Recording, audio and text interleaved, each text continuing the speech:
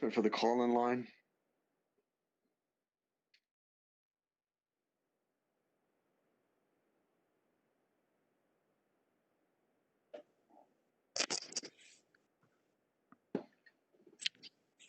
Hola, buenas tardes. Si está participando en la reunión del Consejo Municipal de la ciudad de Aurora, si le gustaría participar en la audiencia pública, aquí el número de teléfono para ponerse en la lista es 855-695-3475 y marca estrella 3 para poner su nombre en la lista para la audiencia pública. Muchas gracias.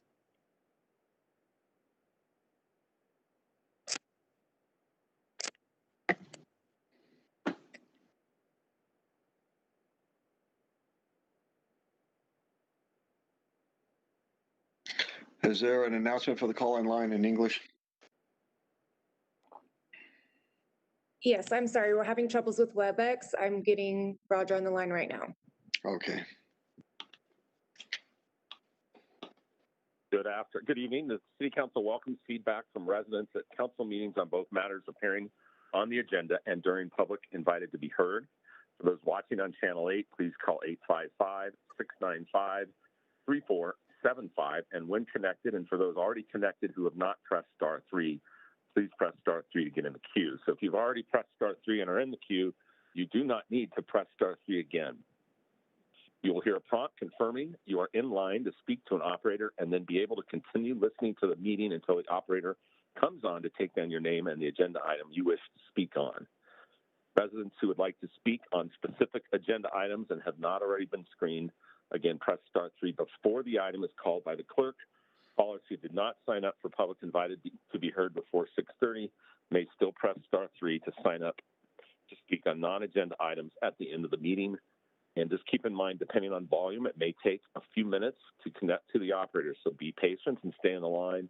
As long as you've heard the prompt after pressing star 3 and could still hear the meeting, you're in line to speak to an operator. Thank you.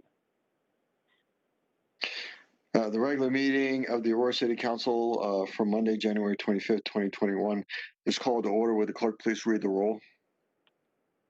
Mayor Kaufman. Here. Mayor Pro Tem Bergen. Here. Council Member Berzins. Here. Council Member Coombs. Present. Council Member Gardner. Here. Council Member Gruber. Here. Council Member Hiltz. Here. Council Member Lawson. Council Member Lawson. Here. Council Member Johnston. Here. Council Member Marcano. Present. Council Member Murillo. Present. There's a quorum. I'd like to ask everybody to participate in a moment of silence for all those who have been lost during the COVID pandemic.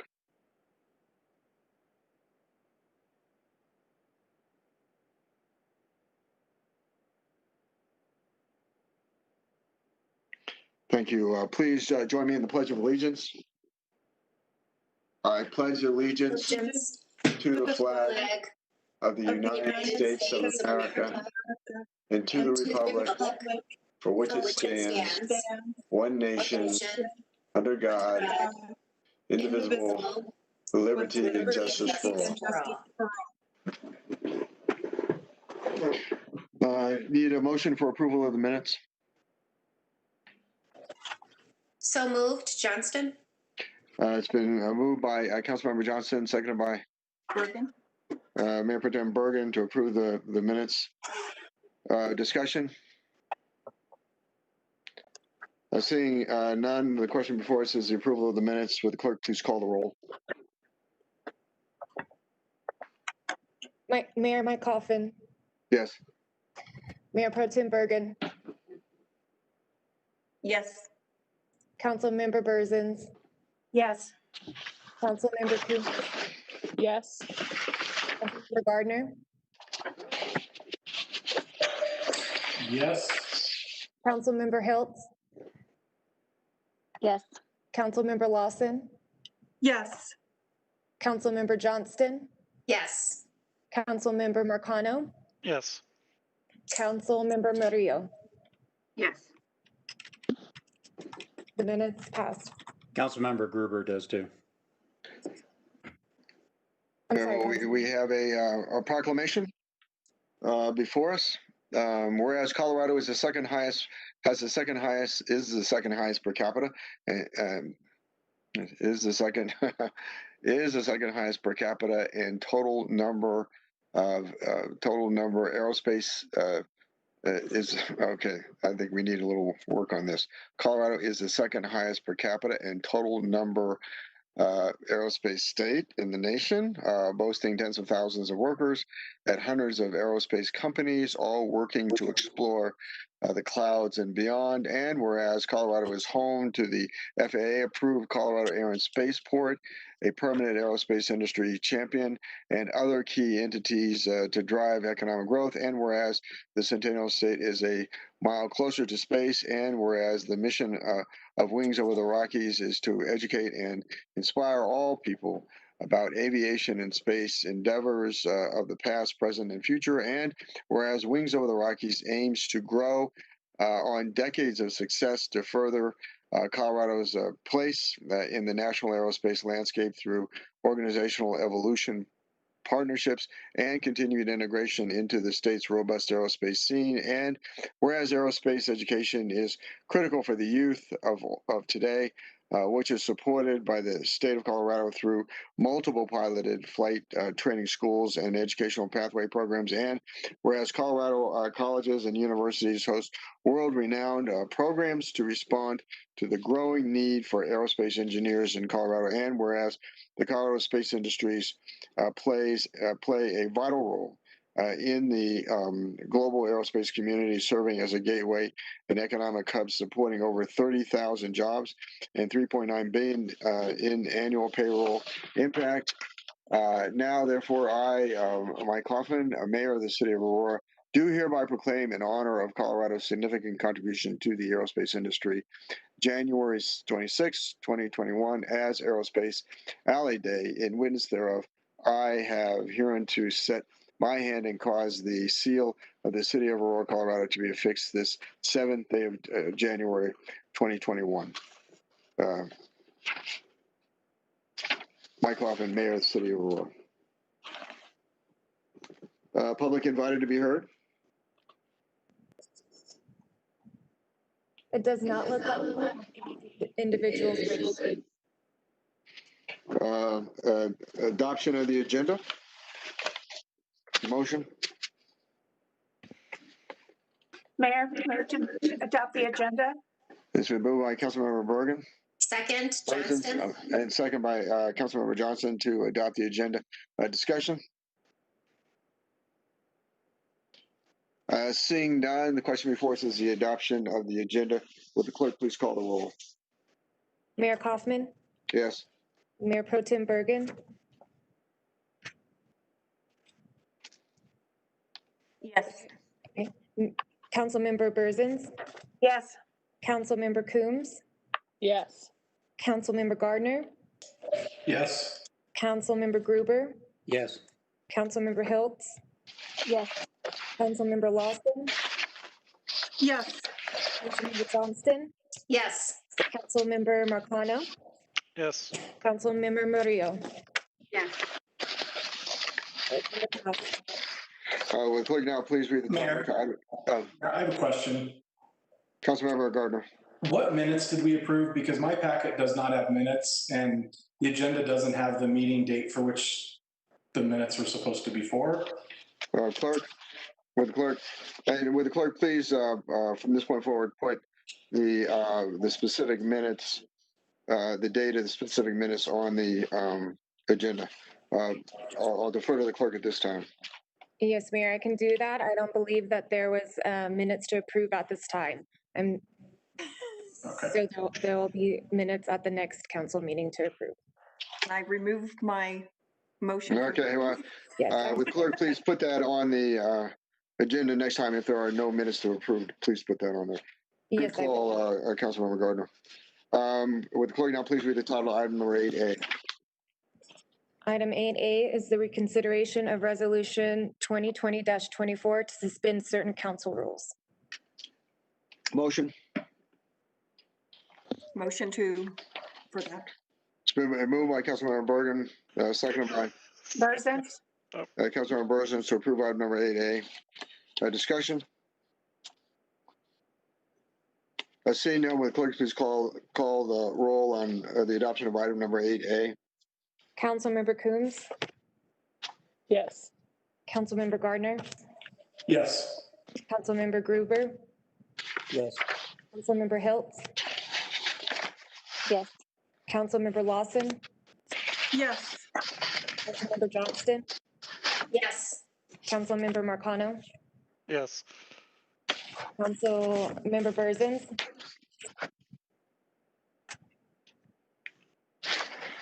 Councilmember Burzins,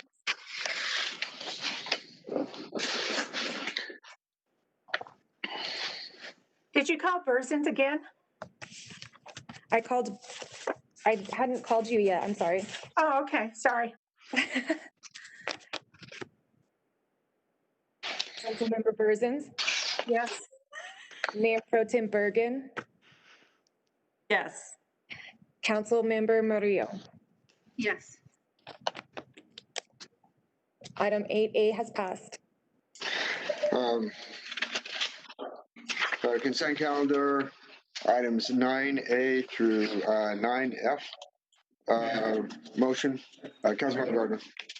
Motion to approve items 9A through F. I think item 9A was listed as without reconsideration as well. That's not noted on the agenda. Second, Oh. Councilmember Hiltz. I'm sorry, what with So the motion would be to approve items 9A through F with the waiver of reconsideration for item 9A. okay. Second, Hiltz.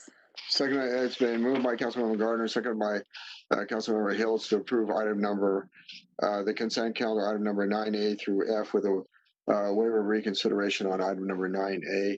Discussion? Dave Gruber? Councilmember Gruber. I'd like to pull 9A, please, for discussion.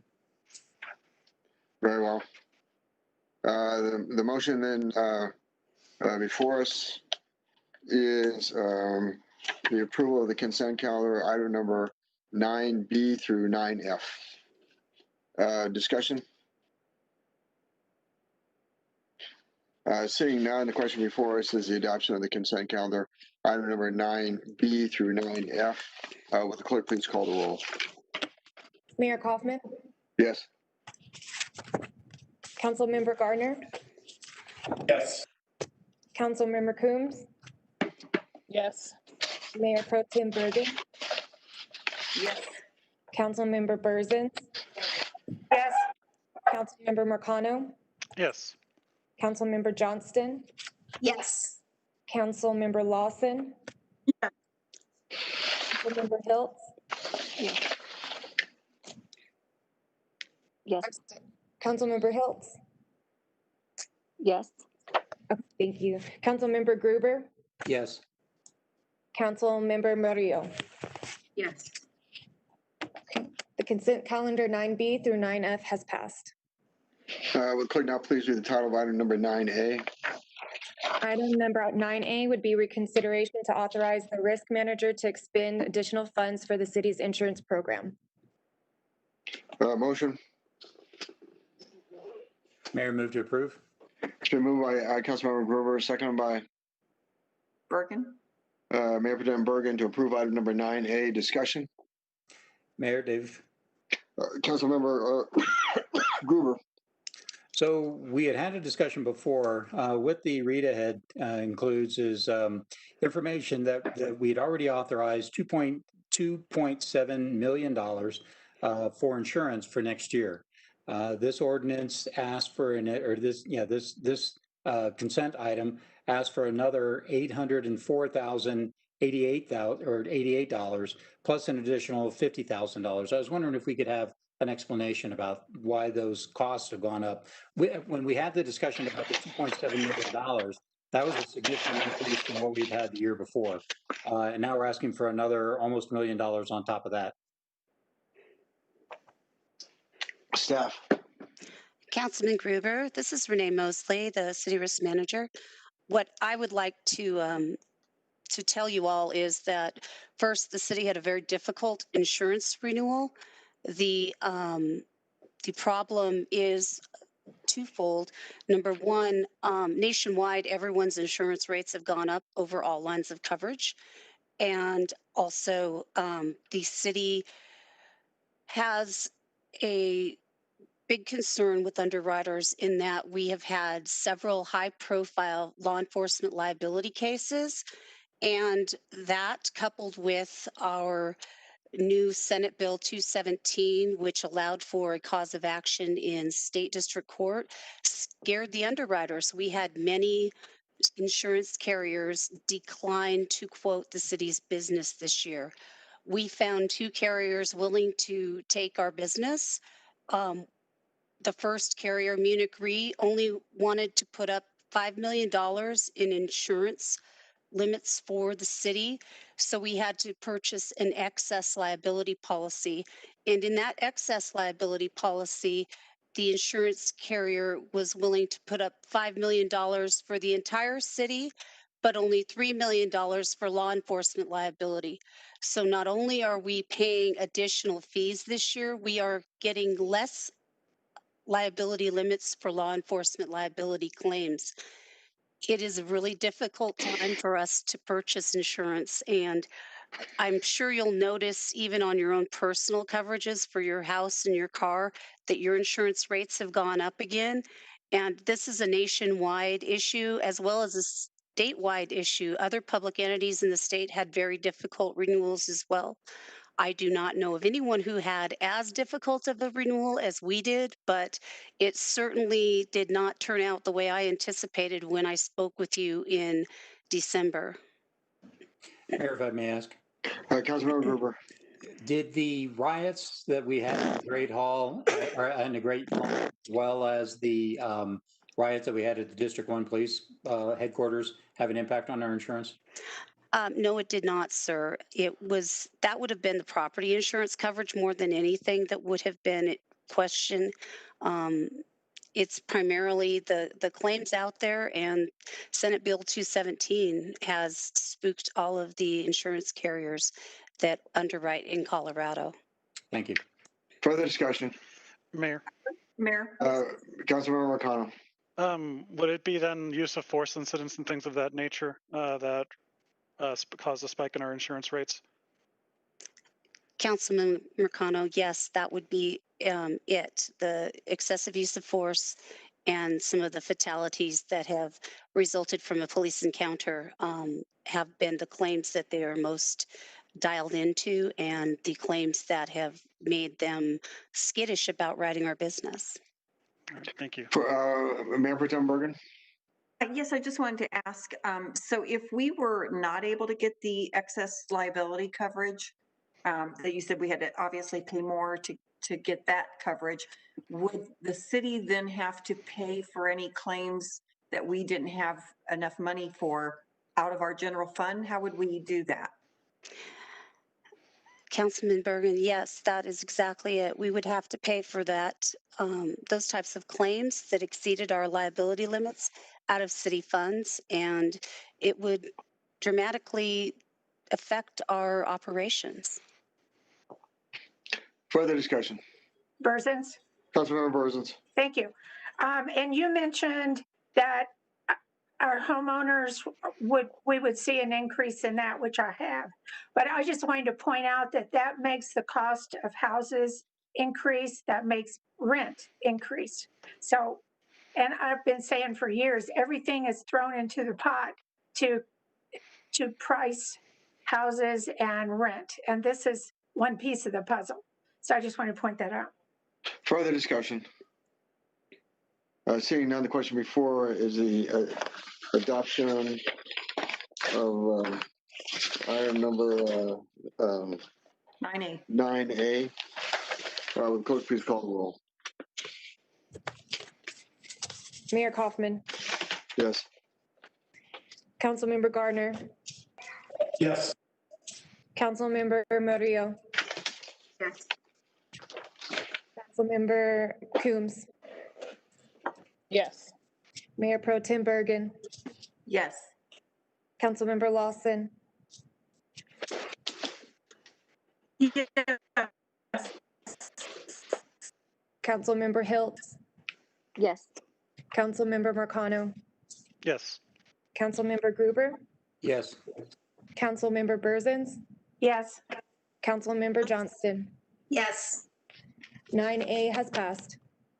Clerk, now please read the title to item number 10A.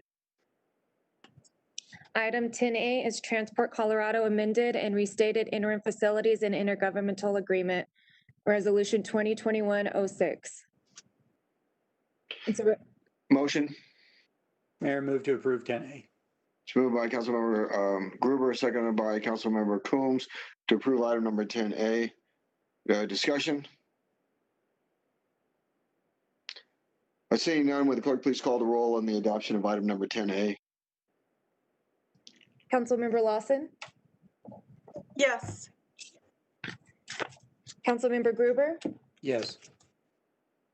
Councilmember Gardner, Yes. Mayor Pro Tem Bergen, Yes. Councilmember Berzins, Yes. Councilmember Murillo, Yes. Councilmember Marcano, Yes. Councilmember Johnston, Yes. Councilmember Coombs, Yes. Councilmember Hiltz. Yes.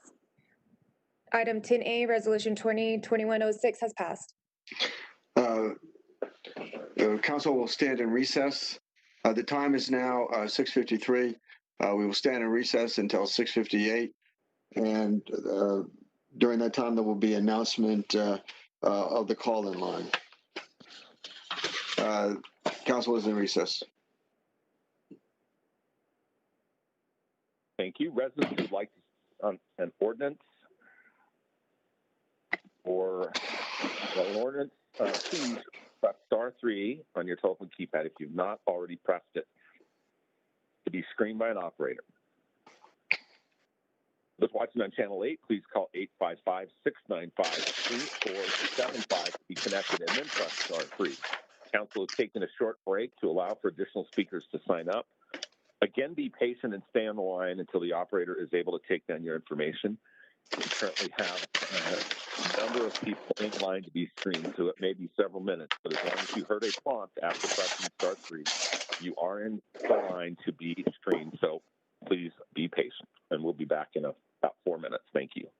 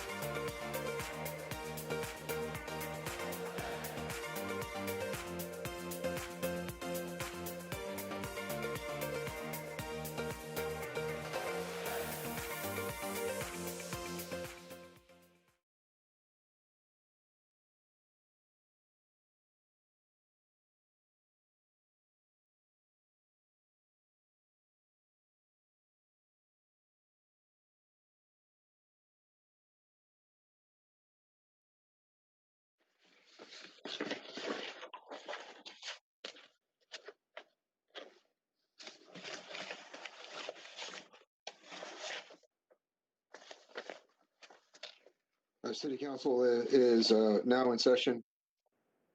Will the clerk now please read the title of 11A? 11A is Resolution 2021-05, public hearing and consideration for an ordinance of the City Council of the City of Aurora, Colorado, rezoning 185 acres more or less south of 64th Avenue between E470 and Denali Street for mixed-use airport district to airport district and amending the zoning map accordingly. The public hearing is now open. It does not look like we have any individuals on the line. Very well. Motion? Mayor, Councilmember Marcano. thank you. Move to approve 11A. Been moved by Councilmember Marcano, seconded by Burzant?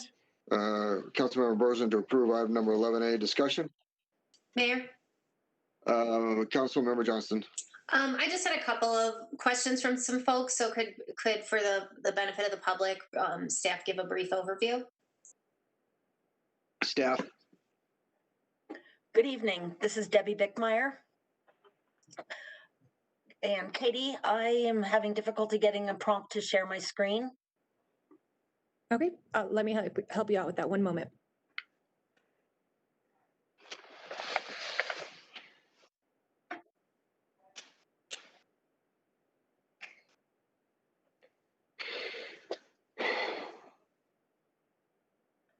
There we go. Are you able to see my screen now? Yes. We can. Thank you. The applicants Hyde Development and ECM High Point are requesting to rezone approximately 185 acres from mixed-use airport to airport district. The property is designated industry hub place type in the Aurora Places Comprehensive Plan, and the property is included in the High Point at DIA Master Plan. The site is generally located approximately 1 mile south of the Denver International Airport in Northeast Aurora. The site is currently vacant and is generally located in the southeast quadrant of E470 and 64th Avenue. It's bounded on the east by Denali Street and 60th Avenue to the south. As I said, the site is included in the High Point at DIA Master Plan. It's located in the southeast quadrant, as you can see. And it outlines the property's proposed land uses, which are including commercial retail, shown in the purplish pink shade, adjacent to the 64th Avenue corridor, and industrial uses just to the south, shown in orange. The current mixed-use airport zoning promotes a mix of land uses with an emphasis on commercial development and high-density residential, whereas the proposed airport district zoning encourages development that maximizes the proximity to the regional transportation system, and that more closely aligns with the uses identified in the Aurora Places and the High Point Master Plan. The Planning and Zoning Commission voted 7-0 at a public hearing on December 9th to recommend approval of the proposed zone map amendment to City Council. Staff finds the zone map amendment meets the requirements of Code Section 146-5.4 and is consistent with the spirit and intent of the Aurora Places. That concludes my presentation. Whoops, excuse me. Do you have any additional questions? Questions? Thank you for the presentation. Further discussion? Seeing none, the question before us is the adoption of item number 11A. Would the clerk please call the roll? Mayor Pro Tem Bergen. Yes. Councilmember Johnston. Yes. Councilmember Murillo. Yes. Councilmember Burzins. Yes. Councilmember Marcano. Yes. Councilmember Coombs. Yes. Councilmember Gardner. Yes. Councilmember Gruber. Yes. Councilmember Hiltz. Yes. Councilmember Lawson. Yes. The item has passed. Would the clerk now please read the title to item number 12A? Yes, it does look like we have an individual on the line who would like to speak for item 12A. Okay, if you could please read the title first. Yes, it's going to be Resolution 2021-04, public hearing and consideration of a resolution of the City Council of the City of Aurora, Colorado, expressing the Aurora City Council's support of revisions to Exhibits A and B of the Crestone Peak Resources Operator Agreement. Okay. The public hearing is now open. The one speaker signed up is Pat Dunn. Pat, you have 3 minutes. Go ahead. Good evening, Mayor and City Council. My name's Pat Dunn. I'm from Ward 3. Hi there. My name is Pat Dunn. We can hear you, Pat. Hi. Okay, I'd like to speak tonight about Crestone Peaks revised Exhibits A and B to their Operators Agreement. Please proceed. In their backup information, it states Crestone Peak has created an updated field development plan, which will result in fewer well sites. The total number of wells to be drilled will be less, but some of the well sites will have more wells than originally described in the operator's agreement. It would be very helpful to learn where these new well sites will be added and their exact location by street address. Street address would be greatly appreciated. Also, the agenda refers to a second phase in the permitting process. Can Jeffrey Moore tell us more about how many new wells and their locations in phase 2? I want to thank you very much for your time and your consideration. Mayor? Councilmember Johnson. Thank you, and thank you, Ms. Dunn.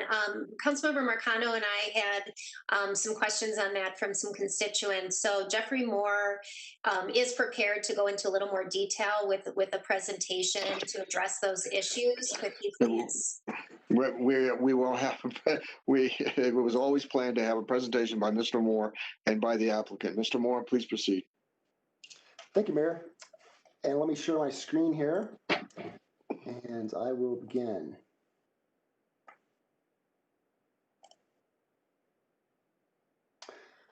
All right, just confirming everyone can see the slides here.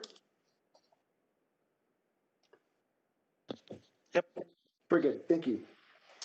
So good evening, thank you for your time this evening. And this item, as we've discussed, we'll be hearing about Crestone Peak Resources' plan to revise their development plan or map for the field. I'm going to begin tonight with a brief presentation. I'll answer some of the questions that were raised during study session and some questions that were raised since then. This meeting, of course, follows the December 9th PED meeting and the January 4th study session.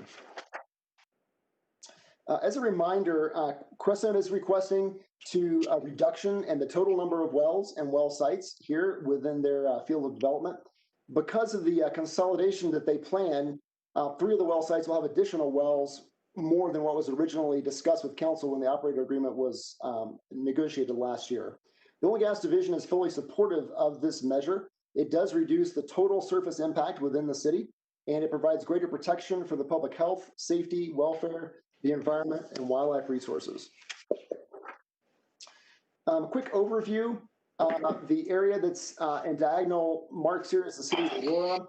Crestone's area of operation is to the east, on the eastern part of the city, essentially straddling I-70, which is in the middle of the map here.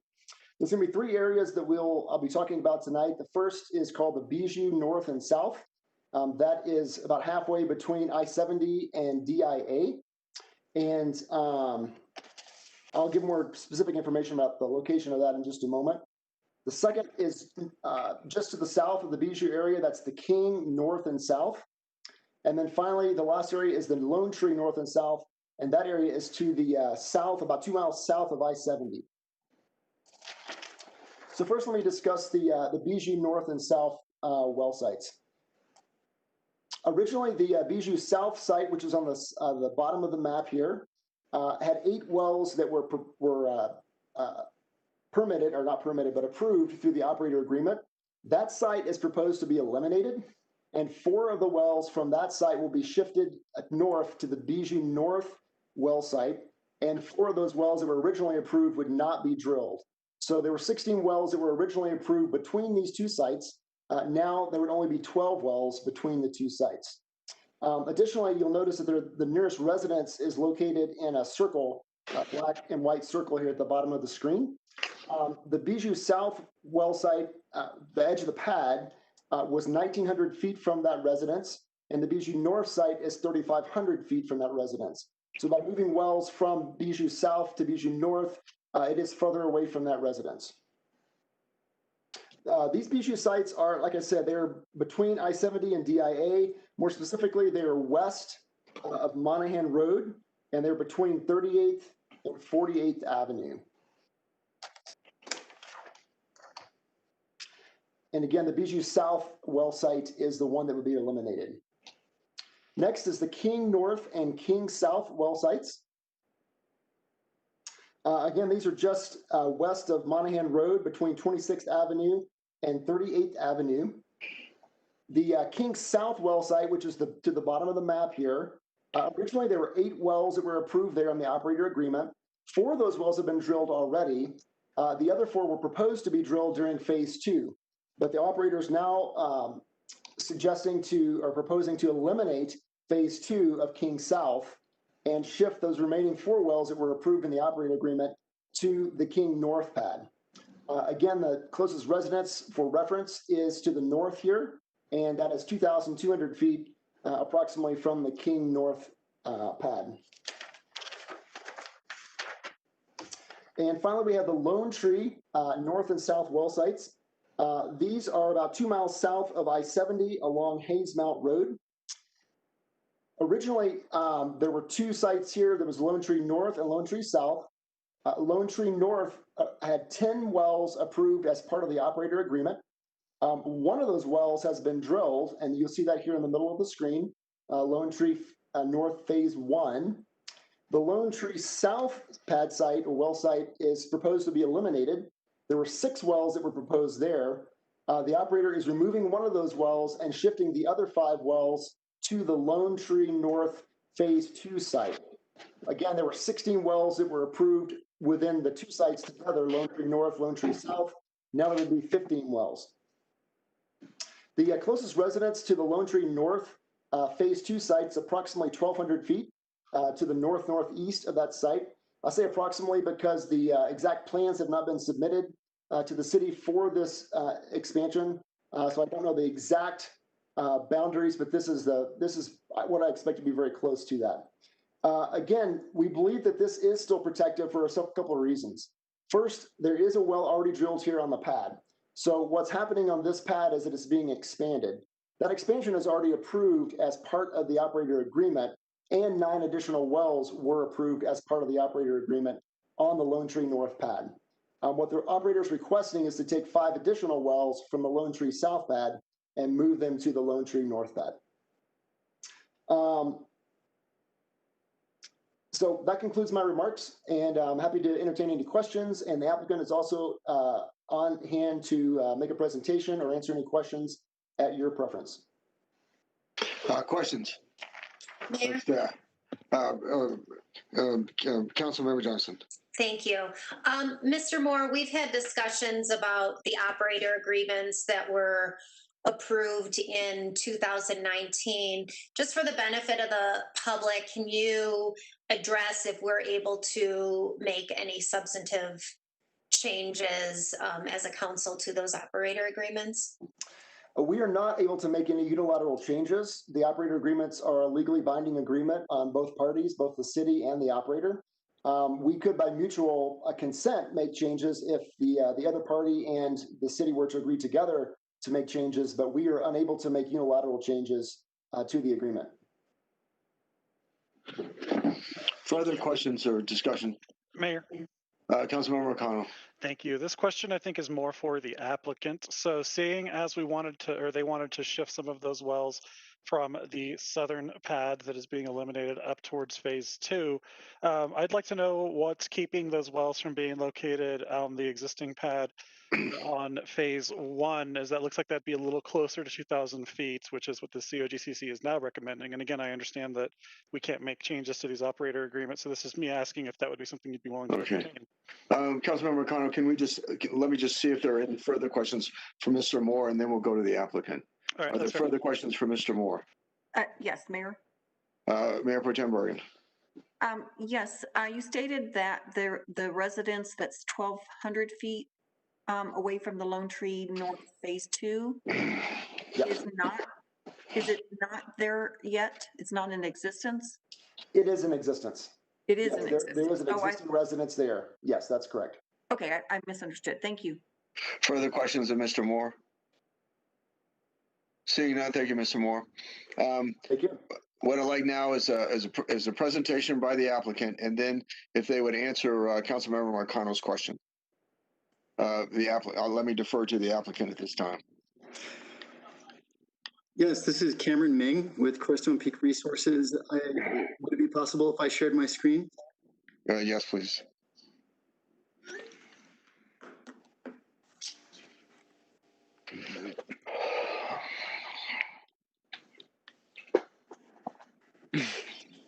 Ma, meatloaf. Fuck. Who's that? Okay, is the applicant ready? It is not allowing me to share just yet. Okay, Cameron, I've made you a presenter, so maybe just give it one moment and see if it pops up. There we go.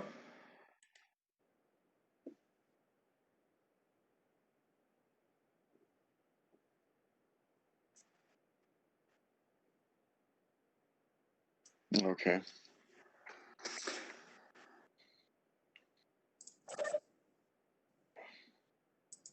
Great. Good evening, Mayor and Council members. My name is Ashley Campbell. I'm the Government Affairs Advisor for Crestone Peak Resources. Joining me tonight are Cameron Ming, Senior Service Landman, and David Stewart, Vice President of Environmental Health Safety Regulatory, who will provide you an overview of the revision. We're grateful for the opportunity to be with you this evening, and to be cognizant of your time, we've prepared a shorter version of our study session presentation. And again, we also have several members of the Crestone team available for any questions you may have. So with that, I'll turn it over to Cameron to discuss more on the revision. Cameron? Thank you, Ashley. Why the revision? We've had this operator agreement in place and well sites planned out with the city. Why the revision now? Crestone Peak Resources has, through continuous improvement and technological innovation, they have been able to identify locations where they can consolidate. And by doing this, they can reduce surface impact, they can eliminate locations completely, and they can have less impact on the environment, less impact on traffic, less impact on roads, less impact on the folks living in the area. To be able to do this, we need to be able to consolidate wells, but to do that, we have to add wells to some locations, as Mr. Moore discussed. I won't go back through too much detail with Mr. Moore, but to give you an idea, currently there's 45 well sites within the city of Aurora that we have approved through the operator agreement, and planned wells, 311. After this revision, we plan on fully eliminating 2 of those well sites and 5 of those wells. As Mr. Moore touched on, we have the Bijou and the King area, where we would like to fully eliminate the Bijou South location and move 4 of those wells to the Bijou North. Again, also we would like to eliminate phase 2 of the King location and move 4 of those wells to the King North. If there are any further questions on the particular locations of where those wells are, they don't have exact addresses. There isn't a whole lot out here, but they are west of Monahan, south of 56th and 26th Avenue, kind of in between those is where those are located. Mr. Moore did a great job of showing where they are in relation to the nearest home, approximately 3,500 feet from the Bijou North to the nearest home, the building, residential building unit there. By eliminating that southern pad, we reduce that well that's near to the home, nearest to the home. Also, the Lone Tree area, again, eliminating that southern location. The north location here exists. The pad location already exists with a well on it. We would like to eliminate the southern well and move 5 of those wells to the northern location.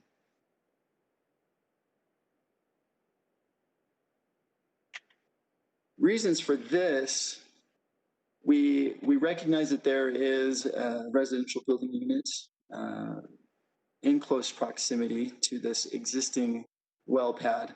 But by removing the southern well pad, we are eliminating further impact to the surface. We're not building out a whole new location. We're not building out a whole new road.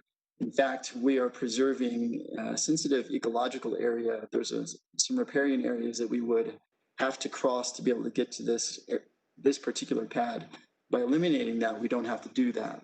We can avoid that. So there is a significant reduction there.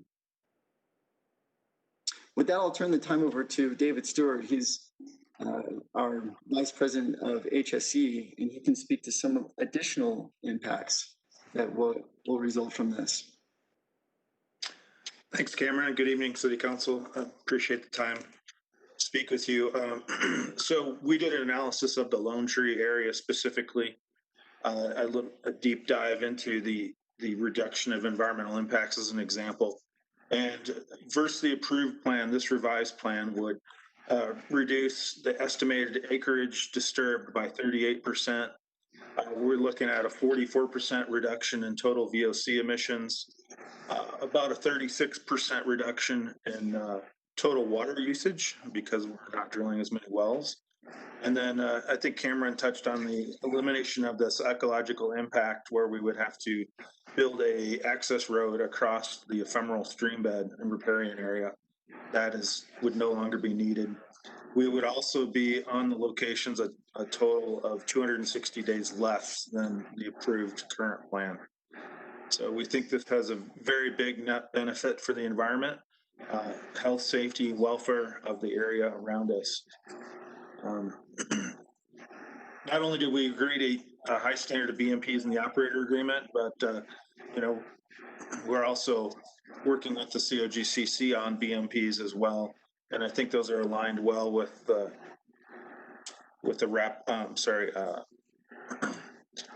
City of Aurora's mitigation measures. So, noise mitigation, we basically put up sound walls, and we will electrify the site eventually. We're also seeking to get electrification in there for the drilling as well. We do dust suppression on the roads with either mag chloride or water. Have continuous air quality monitoring going on 3 sides of the site, or a triangular pattern around the area.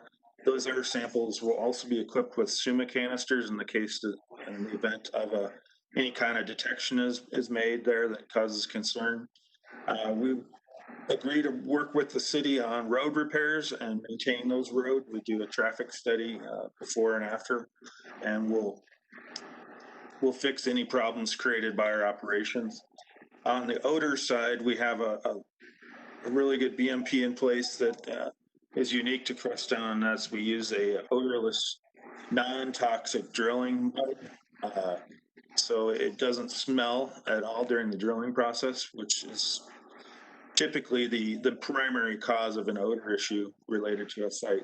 We also do extensive water quality monitoring with the City of Aurora. We've agreed to put in it's called the West Bay system, but it's a very expensive system that monitors water quality at different aquifer levels throughout the field. So those are just some of the BMPs. I'd be happy to take any questions you might have on the BMPs and what we do to reduce our impacts. Back to you, Cameron. So in summary, very quickly, and thank you, Dave, for that explanation. We're requesting revision to the exhibits A and B of the operator agreement. Those revisions will fully eliminate 2 well site locations. The overall well sites and total planned wells will be reduced. Lower emissions from traffic, water usage, and impact to the environment are a benefit from this. And as development continues, we are looking for additional efficiencies where we can remove and eliminate well sites also. And happy to take questions. Is the applicant done with the presentation? Yes. Okay, Mr. McConnell, or Councilmember McConnell, could you restate your question, please? Sure. So in one of the previous slides that we saw from Mr. Moore, the northern, I think it was the northern portion of Bijou, if I'm not mistaken. Yeah, or actually, it was right here, where we were eliminating this one, and then there was a new pad up top. I was wondering what, if anything, would prohibit the further consolidation of that pad, because I think there's already an existing pad to the just south with the one extant well. Would we not be able to move the remainder there and then kind of increase that distance between that residence from 1,200 to closer to what looked like about 1,800 feet? Sure. And what we are trying to do, the current location as it exists isn't large enough to accommodate even the planned wells under the operator agreement. There would have to be an expansion there anyway if we followed the operator agreement as is. So taking that into consideration, we are trying to minimize the distance between the wellheads as much as possible. Crestone Peak Resources does a great job of utilizing and maximizing the space that they have available to them. They recognize that it's a precious commodity and they don't want to waste that. And so they do try to be as efficient as possible with their land use. But the current size of that location would not accommodate even the approved wells currently. So there will have to be some expansion, but keeping in mind that we want to keep as much distance between those wellheads and the residential building unit as possible. Okay, further discussion, questions? Mayor? Councilmember Johnston. This might be for the applicant, but I think it may be a question to Mr. Moore, if that's okay, Mayor? Please proceed, yes. Thank you. So I know in our new draft oil and gas code, we talk about collecting baseline information, and we have more protective measures in place based on COGCC rules. I just wanted to make sure that the residents who are close in proximity to Lone Tree North will be notified by either the applicant and or the city on who to call, what to call, if there is, unusual odor or emissions or anything on that nature, for that resident to be able to contact, potentially leading to an investigation or some kind of protective measure. So I don't know, Mr. Moore, if you're able to address that. Yes, thank you for your question, Councilmember Johnston. Yes, residents within 1 mile of any well site are notified as part of the permitting process, and that's notification by the city, so they can provide public comments on that development application if they wish. As far as future, notifications or contact information, I can certainly make sure that this resident is notified of the appropriate steps to take and things to be aware of. Okay. Further questions, Councilmember Johnson, at this time? No, thank you. Okay, I have a question of the applicant, and that is, can you talk? You've quantified the number of wellheads or that would be reduced, but could you also talk about the impact in terms of surface area?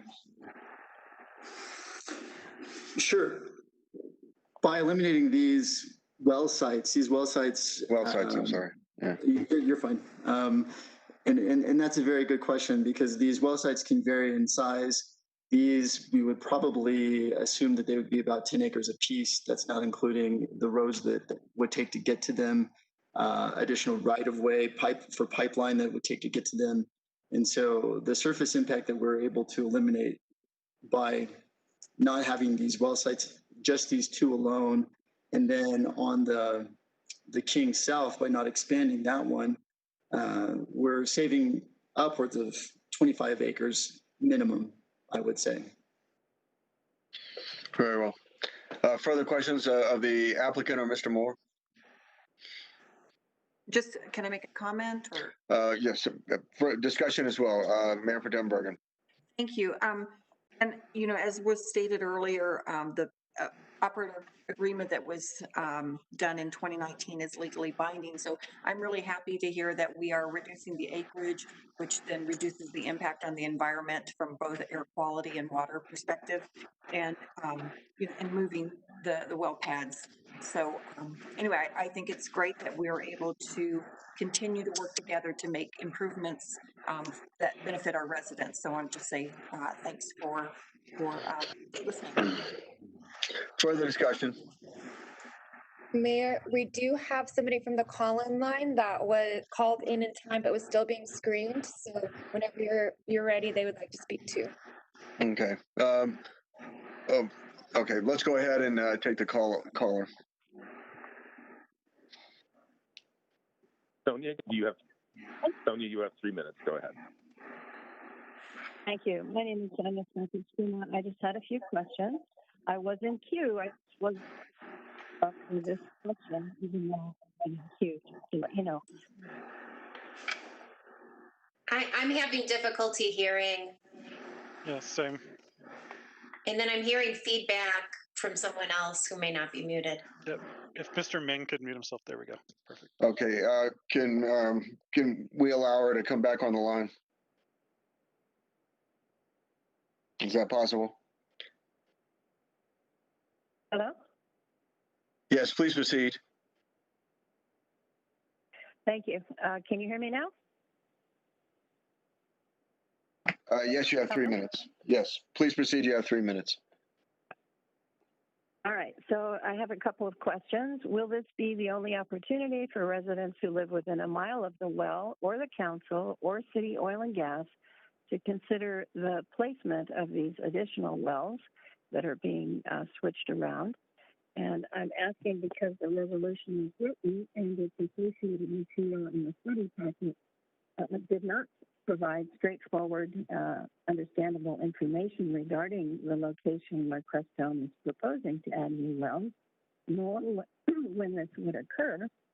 So the residents in the area didn't really receive the needed information regarding this public hearing unless they were noticed by mail. And they should have the right to consider this information that's relevant to their health, safety, enjoyment of property value, exposure to nuisance issues such as traffic, tremors, noise, dust, etc., especially since well density has been found to be one of the primary factors regarding health impacts from toxic emissions exposure.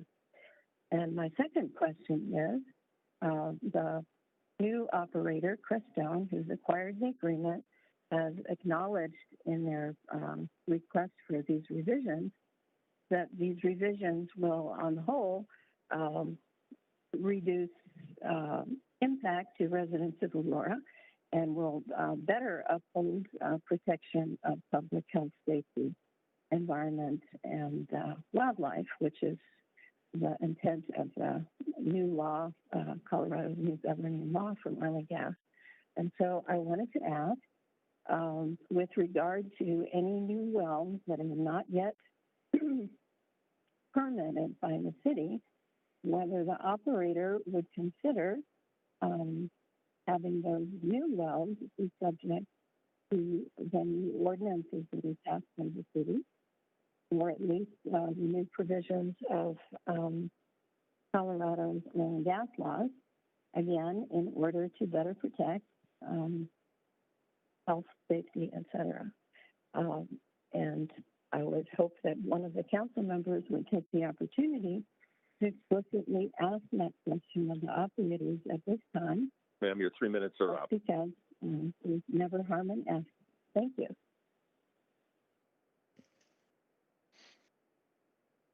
Mayor, you're muted. Oh. Further discussion, questions? Mayor. Yeah, Councilmember O'Connor. Thank you. If the applicants could please answer Ms. Skakis-Grima's questions, I'd very much appreciate that.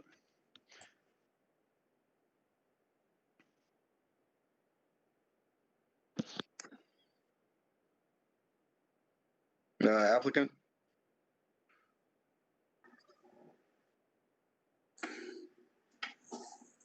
Yes.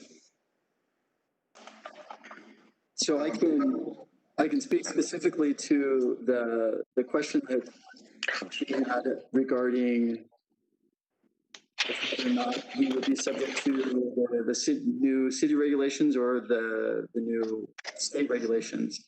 And most certainly, yes, we would be subject to the new state regulations.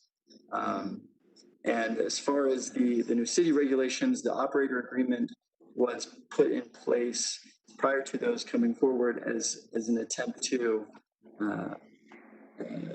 establish and allow us to have those certain well sites, keeping in mind the new city regulations. But we would be beholden to the contract that we have with the city and the management practices that we have with the city. As far as the COGCC is concerned, those new rules, we are subject to those, yes. All right, Mayor. May I ask a follow-up? Yes. All right, thank you. So, Mr. Ming, for clarification, I think that the question she posed was, would you be willing to renegotiate the operator agreement with the city to be beholden to our incoming oil and gas regulations rather than the operator agreement as it stands? I understand the COGCC portion. I think I just wanted to make sure we address that point specifically.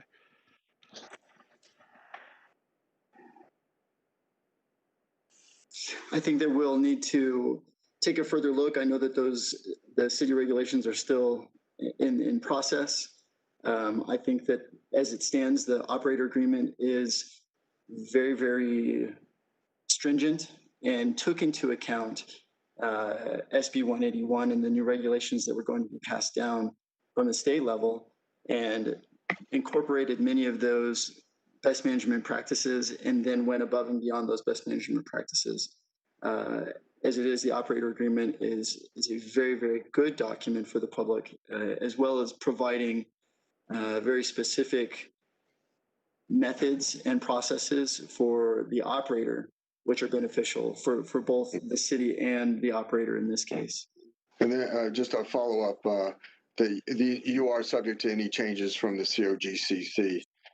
Am I correct? Yes, we are subject to the COGCC changes. Okay. Further questions, discussion? Mayor. Councilmember Coombs. So I think the other point that Ms. Skakis-Grima mentioned was whether or not there will be additional opportunities for public engagement and public comment with respect to the locations and when they will be drilled, as well as where they're located in relation to residences. So can you address that as well? Mayor, I can address that.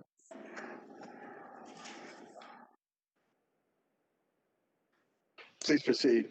Thank you. Yes, so the locations of these well sites are approved as part of the operator agreement. The changes that are being considered tonight would make the changes as being proposed. For each of those well sites and wells to be drilled in the future, the applicant still must come to the city and apply for an oil and gas permit. So there's an additional step that must be completed, and that's the stage where all of the city departments, the planning department, the oil and gas division, the Aurora Water, Parks, Recreation and Open Space, and Public Works, all review the application and make comments on the application to make sure that everything's in line with the operator agreement and the BMPs that were agreed to during that. As part of that permitting process, the city also collects public comment. So for each of those that will be coming up, whenever they come up in the future, the city itself will be collecting public comment and will be notifying, the residents within 1 mile of these locations so that they are by mail, so that we make sure that they have the opportunity to provide any comments that they would like to provide. Further discussion? Questions? Seeing none. The question before us is the Councilmember Gruber. I don't think we have a motion on the floor yet. Oh, I'm sorry. So I move to approve Motion. 12A. It's been moved by Councilmember Gruber, seconded by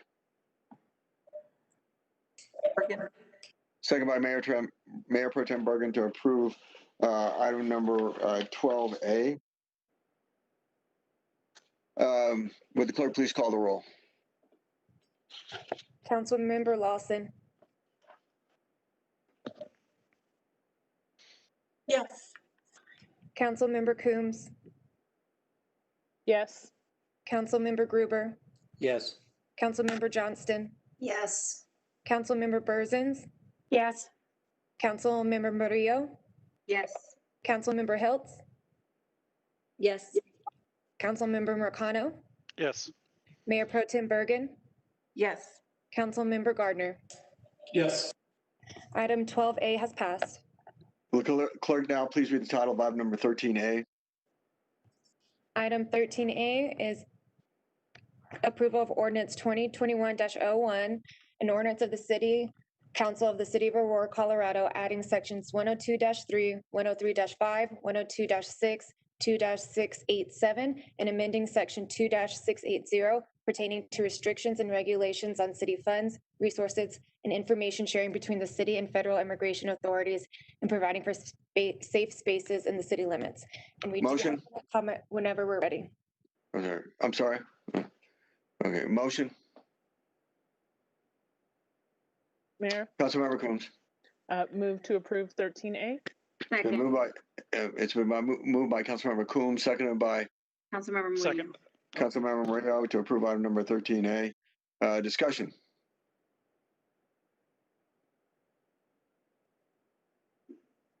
Councilmember Coombs. Actually, I'll let Councilmember Murillo start and then I'll go after. Councilmember Murillo. I was actually going to ask for Cameron Ming to stop sharing their screen. Okay, yes. Can we get that removed, please? Yes, one moment, please. And then I can make some comments. Very well, please proceed. Okay. So, we've had this conversation before. So, for not wanting to repeat this over and over again, but, this 13A and 13B are two separate ordinances, but they kind of get at providing our immigrant community a level of safety and comfort in our community.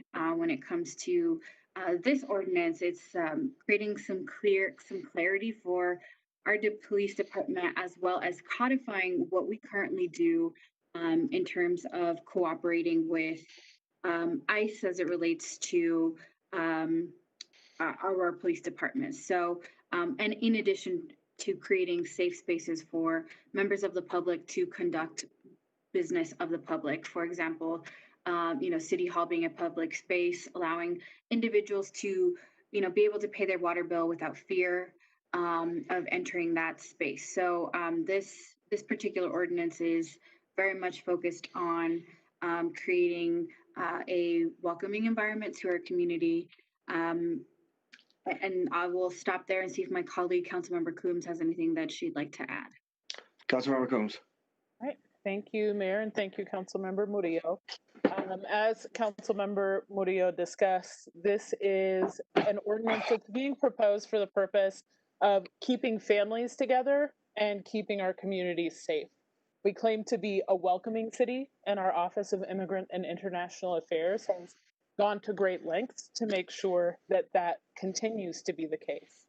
And we are a welcoming city, at least in part due to our public safety officials' recognition that communities where people don't fear arrest and deportation for reporting crimes are safer communities. This policy extends our standing policies around those issues by also making sure that our members are welcome, our community members are welcome to access city services without fear. And we know that this is also the right thing to do because cities with immigrant protections like these see a reduction in deportations without a reduction in the deportation of violent offenders, as well as without any increase in crime. So to argue otherwise is a prejudice that does not acknowledge existing data, pure and simple. Reducing deportations is keeping families together and honoring the contributions of our immigrant communities. Our staff have developed cultural competency in dealing with these issues already through the policies that we have in place, and becoming more welcoming, more protective, and increasing that cultural competency further would be a benefit to our community and to the public. As a city council, we have limited power to protect our immigrant communities from the dangers of detention and the damage caused by deportation. But we should do everything that is within that limited power to protect these communities. Thank you. You're muted, Mayor. Further discussion. Mayor. Councilmember McConnell. Thank you, sir. So I want to talk about a couple of things. First, just kind of like a brief overview as to like how we got to this point where it comes with immigration law. And then I want to talk a little bit about the merits, but I'll keep that short because I don't want to belabor the point that my colleagues have already made. But immigration and immigration-related law at both the state and federal level in the United States has changed dramatically over the course of the country's history. But one thing has remained a constant. It's always been used to advance narrow economic interests of specific industries, most notably in our history, agriculture and mining, and it has also been used as a bludgeon against the other, and the other has shifted over the course of our history a bit. So before we had set up immigration laws, some of the founders of the country were concerned with swarthy folks from different European nations who were not quite Anglo enough for their standards, and they advocated for quotas on their immigration while allowing the right kind of Europeans to immigrate to the country. Time went on, and we created laws such as the Greaser Act out of California that targeted Mexicans and indigenous people, forcing them from their homes and their holdings to promote, and I quote, the Anglo domination of the mining industry. Then we had the Chinese Exclusion Act, which came from the federal government, that targeted both new and existing Chinese folks in our country, and went on to, deport them or to disenfranchise them. And then we had an operation whose name I don't really want to repeat that did a similar thing targeting Mexicans in our nation. And that has continued on today to where we have, in recent years, oscillated back and forth between folks who practice Islam as the other, and then what some demagogues have labeled as an invasion from the southern border. So the topic we're discussing today is inseparably tethered to this history. And it is important to understand where we have been when we're discussing where we are going, or really where I hope we will go as a city. So these two ordinances, as Councilmember Murillo said, they are separate, but they do kind of try to do the same thing, which has been that arc of history towards justice just a little more. And again, the data shows that these kinds of policies do not increase crime. They lower deportation rates, they reduce dependence on public assistance, they keep families together, and they keep people who are already here, already paying taxes, already contributing to our community here. They give them hope of getting their immigration status corrected regardless of where they come from, and it is in Aurora's best interest to do this. As you all know, 20% of our population roughly is foreign born. That's a substantial amount of people here. So I'm hopeful that we can put our differences aside, do what the research shows is the right thing to do, and put good public policy above politics. Thank you. Further discussion. Mayor. Councilmember Murillo. I'll defer to Councilmember Johnson. Oh, thank you. Councilmember Johnson. Thank you, Councilmember Murillo. No, I was just going to voice my support for both ordinances, and I wanted to address an issue because I really feel like in study session it got derailed and really portrayed in a way that it was not. Both of these ordinances, we talk about public safety and the link. And there was this narrative of, the increase in crime.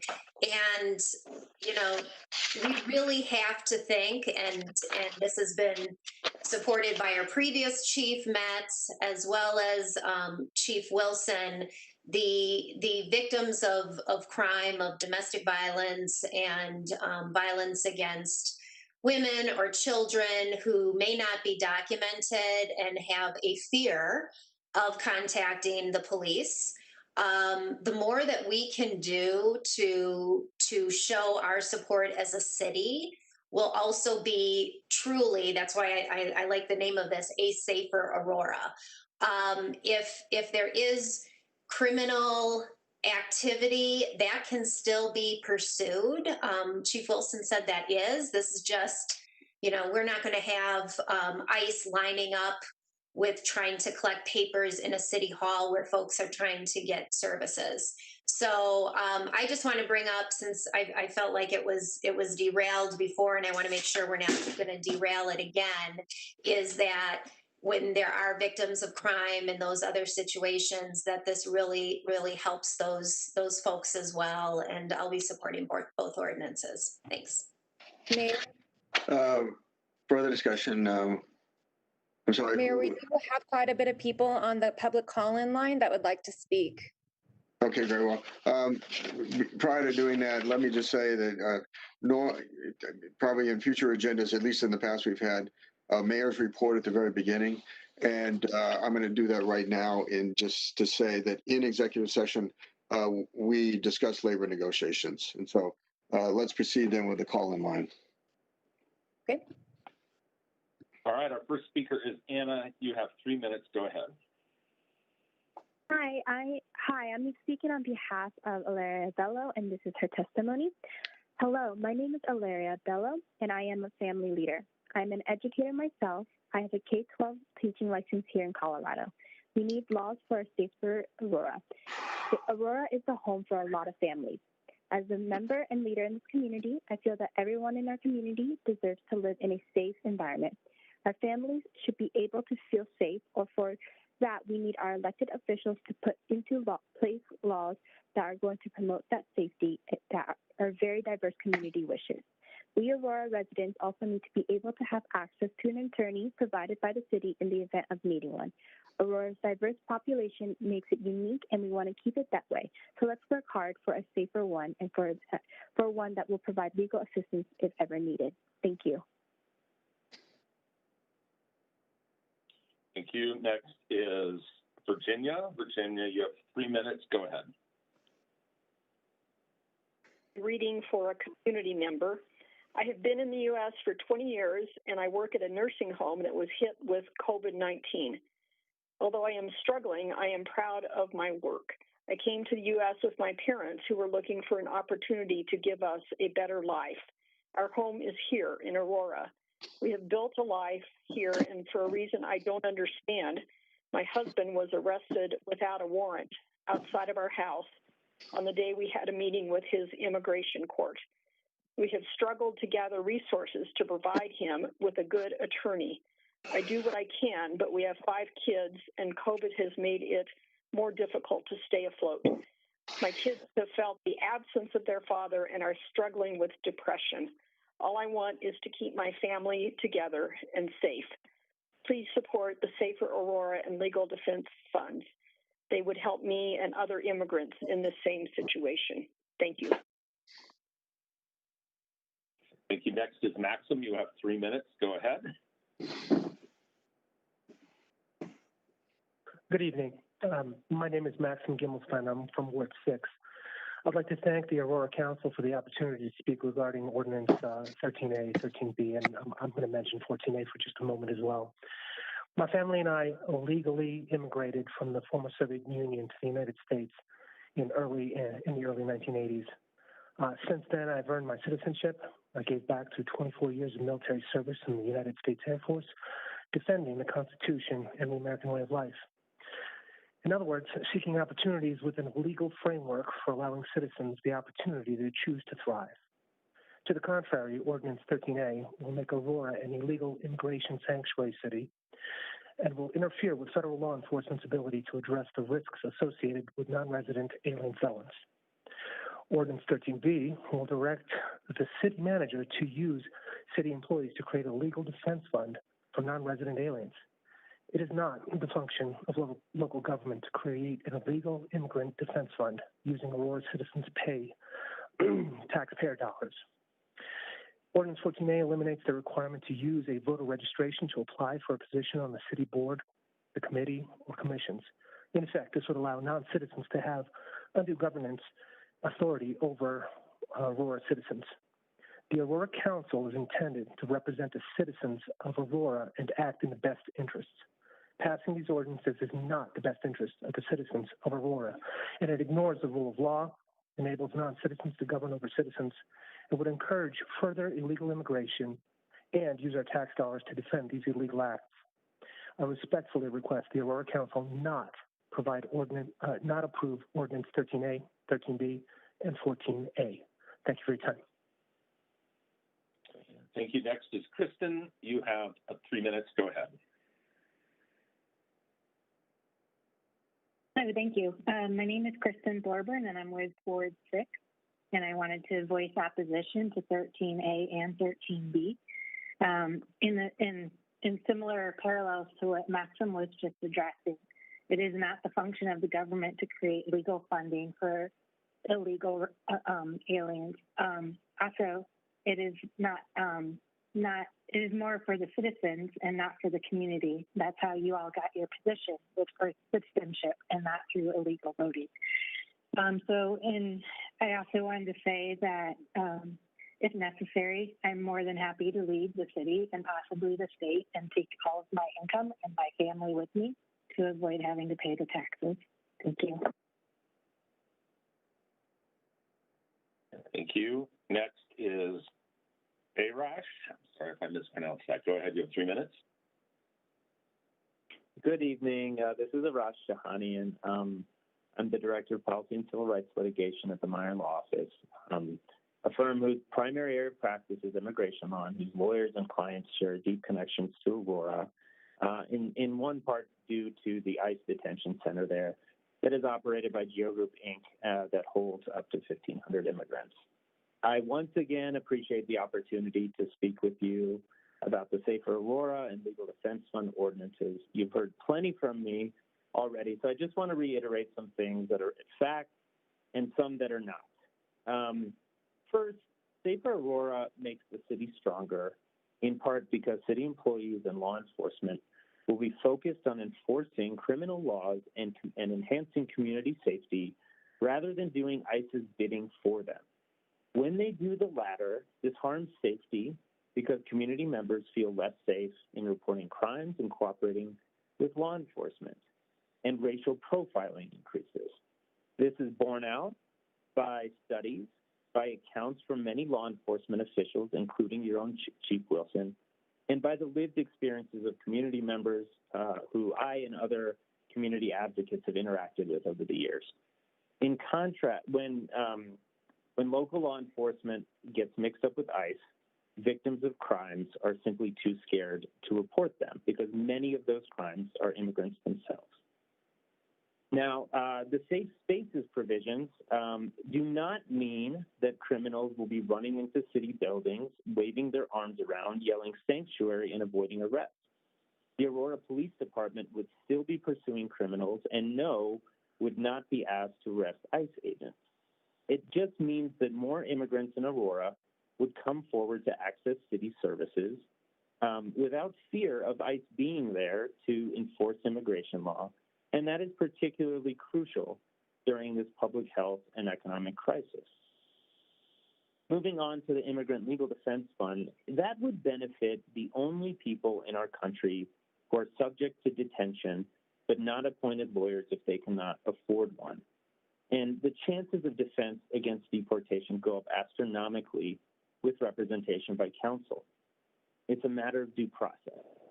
The local ICE field director spoke about this measure, and he actually said, I'll just remind you that he does not oppose it. The loudest objection I heard during the study session was the loudest objection that was in fact based on some facts and not just preemptively and disparagingly determining that all people in removal proceedings are automatically, quote, illegal aliens.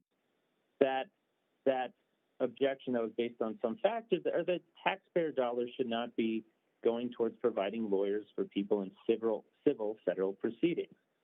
First, as council member has pointed out, immigrants, including those who may be in removable proceedings, also pay taxes.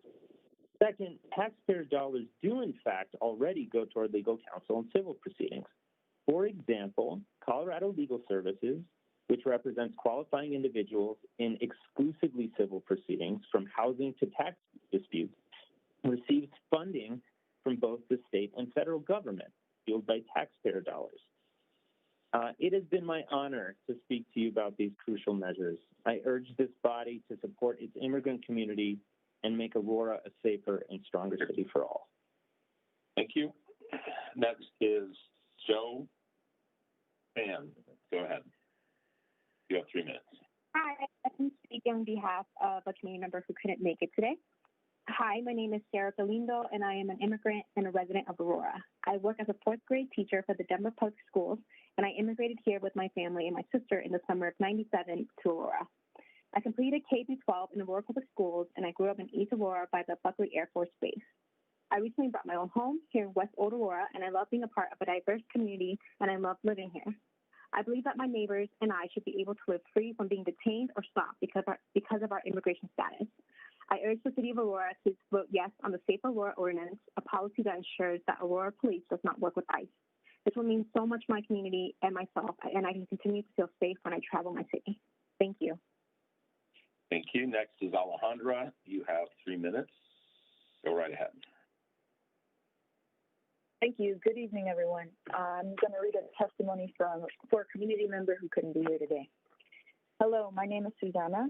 I live here in Aurora, Colorado. We are members of the Aurora community. I've lived here for 20 years. Aurora, Colorado is our home, but like us, many families live in fear of being separated from our children, from our families. While having lived here for a long time, like us, many other families of immigrants live in fear of being separated because of policies that allow ICE's presence in our homes and our communities. What we want is simply to live peacefully and be able to work. ICE should not be able to enter our communities. I live with my daughter as members of this community in Aurora. These policies that allow cooperation with ICE are devastating for our entire community, for our families and the local economy. The city has a responsibility to protect us, Aurora residents, because we all come from the same place as humans. Please vote yes in support of Safer Aurora for our children, for our grandchildren, for ourselves who may be coming home from work. This ordinance is good for our community. My name is Susanna. Thank you. Thank you. Next is Gwen. You have 3 minutes. Go right ahead. Hello. My name is Gwen Eden. I live in Ward 4. I'm calling in support of these two initiatives. I am a public school teacher and a community member, and as a parent, I want all of our children to be with their families. I do not support policies that would make it easier to separate families, parents from their children, adults from their students. These two initiatives, Safer Aurora and the Legal Defense Fund, have the potential to reduce the number of families that are adversely impacted by these unjust immigration policies that are running rampant in our communities lately. ICE has a long history of terrorizing and hurting our communities. I have a recent small example. I'm referring to the federal deportations of Cameroonian detainees back to Cameroon in late 2020. We had a friend who was being held in GO for almost 2 years, and he was due to be released on humanitarian parole finally. But instead, ICE deported him and many other Cameroonians to almost certain death. This is just one of many examples of the ways that ICE is hurting our community. We should not be making it easier for ICE to detain people. Therefore, I fully support both this legal funds that would pair immigrants with legal services, and I also fully support reducing the number of ways that Aurora's public safety agencies assist ICE and other federal immigration agencies. Speaking to the legal fund specifically, as far as financial impact, I have been raised by fiscal conservatives. I would argue that keeping people in the community, working, holding jobs, taking care of their kids, paying rent, participating in our schools, This is a financial benefit to our community. We do not want to be spending more money on detention. I do not want my tax dollars paying for detention and for these safety agencies, quote unquote, detaining people. We want to be rebuilding our vibrant Aurora economy, our strong, diverse, immigrant-driven economy. And I also take issue with the former speaker who spoke to his immigration from the Soviet Union many, many years ago. It is nearly impossible to immigrate legally currently under the policies that we have in place. In conclusion, I support the Safer Aurora and Legal Defense Fund initiative. Thank you. Thank you. Next is Wayne. Wayne, go ahead. You have 3 minutes. Wayne A. Laws, and I'm the Minister of Social Justice at Mountain View United Church in Aurora. I'm an Aurora resident, as are most of my congregants. I'm also a member of Coloradans for Immigrant Rights, a project of the American Friends Service Committee. In both of these roles, I have been actively involved in immigrant and refugee communities across the metro area for over a decade. I speak in support of this ordinance. As a person of faith, I have affirmed the inherent and immutable dignity and worth of every person. This dignity and worth is not defined or conferred by nationality, race, language, or citizenship status. However, this belief is not just an esoteric theological construct, but rather that all people are created equal is a bedrock and highest ideal of our nation. As a nation, as a local community, we are constantly striving to make that ideal a reality. This ordinance moves our community one step closer to that ideal. As a value I believe we all can agree on. Early last year, Aurora touted that it is the safest, largest city in the state. To make such a claim implies that you, our elected leaders, value safety, the hallmark of a safe city. It also implies that you believe safety is important to the residents of Aurora and something that is important to businesses thinking of relocating to Aurora. I applaud you for making safety a priority for the city. In February 2020 Denver Post article, Mayor Kaufman was quoted as saying, "Aurora officials should always strive to keep residents safe." I totally agree with you, Mayor, and this is exactly why we are here in support of this ordinance. Unfortunately, Aurora is not a safe place for all of its residents. Many of our immigrant residents feel unsafe in Aurora and live with fear daily. They feel unsafe in our public buildings. They feel unsafe to take their children to the library. They feel unsafe to drop their child off at school. They do not trust law enforcement. This ordinance, by putting protections in place for people to have free access to public buildings, to be free of fear of taking their child to the city library, to conduct normal business in the city government building, to be able to use a city recreation or health center, we move closer to our ideal. Fear is a destabilizing force in any community. This ordinance will have a positive impact on our entire community by reducing fear and building trust while affirming human dignity and worth. As you deliberate on this proposed ordinance, this is the question before you. What does Aurora value? Do you value human worth and dignity? Do you value the foundation of our country? Do you value communities free of fear? Do you value trust? If so, please vote yes. Thank you. Thank you. Next is Jennifer. You have 3 minutes. Go ahead. Hello, my name is Jennifer, but I am here to be talking for another community member who couldn't be here tonight. They're at work. A long time ago, my dad was deported, and my siblings and I are national-born citizens. We uprooted, left the U.S. because we didn't want the distance to separate us. It's terrible to see the horrific images on the news of families getting separated. My dad's pardon is coming in 3 years, and my parents are still in Mexico. My siblings and I grew up, got married, and have moved back to the U.S. We experienced family separation and don't want people to have to experience the same. It would have made a huge impact if we had the protections similar to the Safer Aurora policies, and that is why I ask for your support tonight of these policies. Thank you. Thank you. Next is Homero. Homero, you have 3 minutes. Go ahead. Yeah, good evening. My name is Sumero Ocon, and I'm calling in representation of a community member from Aurora. And I'm here to ask you, please, to vote for safer Aurora ordinances that protect families. We don't want any more family separations. I came here as a student in 1996, was a citizen since 2001.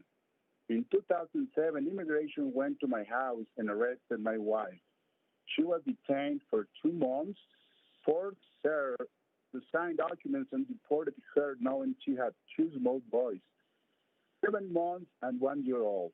I ordered her passport from DHL so that I could go to Africa with her and marry her to bring her back. DHL gave her information to ICE. They broke my family apart, and the lawyer I wanted to hire said he couldn't do anything. In 2007, I go back there 2 times a year. I spend 2 months and come back. My sons live with her, and all the time I feel like nobody hears me. There are a lot of systems that penalize the innocent in America. I ask you please to support these proposals so that we don't have to keep separating families. Thank you. Thank you. Next is Angelica. You have 3 minutes. Go ahead. Thank you. My name is Angelica, and I have lived in Colorado for nearly 16 years now. I've worked with my immigrant community and refugee community for nearly 10 years. I have heard countless stories of the ways in which the unjust and violent policing system continues to discriminate, profile, and separate our immigrant families. I, too, unfortunately, have been witness and victim of racial profiling since a very young age. Today, you have an opportunity to break the pipeline that detains and deports our community, Black immigrants, at a higher and disproportionate rate. This costs the city and local business owners millions of dollars. Yes, business owners bear the price for each employee that they have to replace and for each customer and family that no longer can spare the money to invest in their local economy because they're too busy spending their resources fighting an immigration case. I would not like us to reduce our community to a dollar amount, but you need to understand what is really at stake here. And I doubt that you do. Not because you can't read or are not smart enough, but because simply you are refusing to have a reality check. We must take a look at our values as a city and as people, because going back to normal is no longer enough. Everyone deserves a chance to live a life without fear. Mayor Kaufman and other city council members have openly expressed their support for immigrant communities. What will you do to stay true to those words? Voting in favor of the Safer Aurora and Legal Defense Fund ordinances today are an opportunity for you to send a clear message to our community that you stand with us and with this version of Aurora. City council members and Mayor Kaufman, as you vote today, please reflect on the many lives and businesses that you are impacting by your decision. They will remember tonight. Thank you. Thank you. Next is Kathleen. Kathleen, you have 3 minutes to speak on items 13. Go ahead. Thank you. Thank you for listening. I am not in favor of 13A and B. And the reason for this is because we are a community who should first respect and support the laws of our nation that are already in place, and not go out on our own to change things with 13A and B. There are many programs currently in place to assist those who need it. Legal immigration is the answer, and it must be supported instead.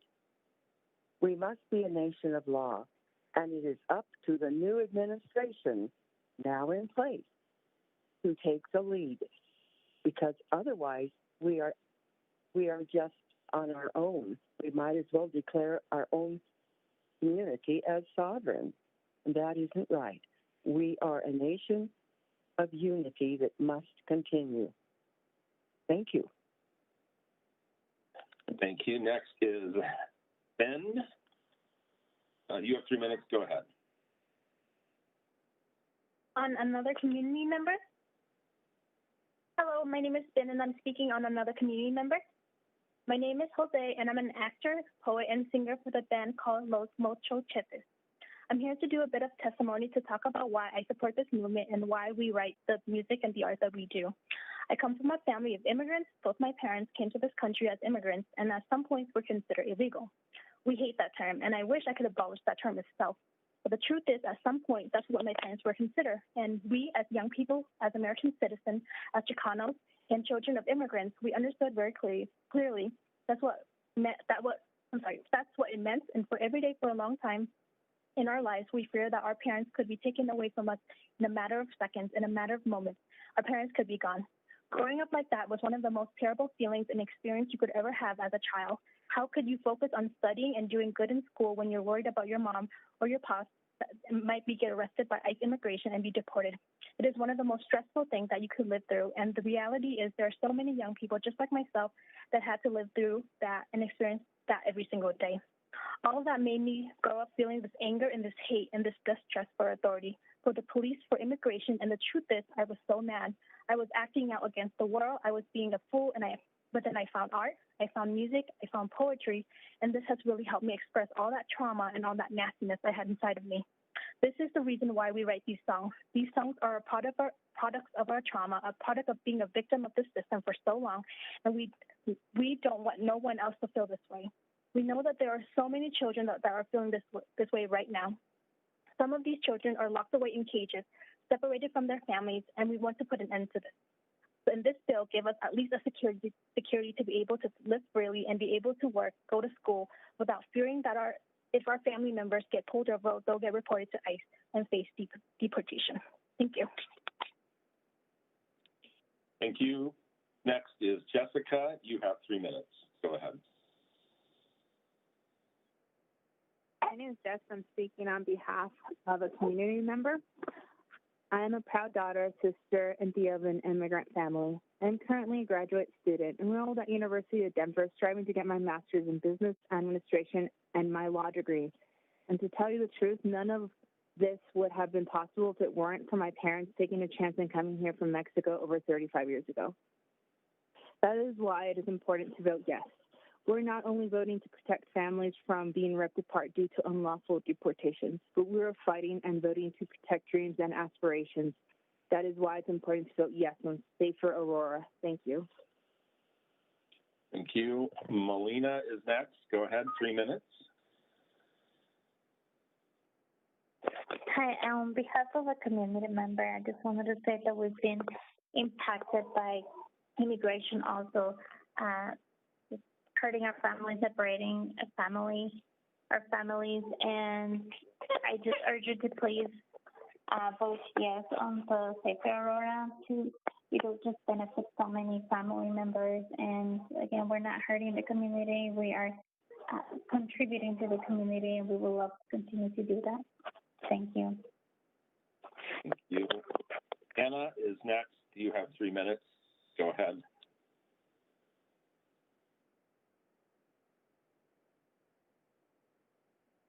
Anna, you're next. Go ahead. 3 minutes. Good evening, City Council members and Mayor. My name is Ana Demoaring. I'm the Immigration Campaign Coordinator for the ACLU of Colorado.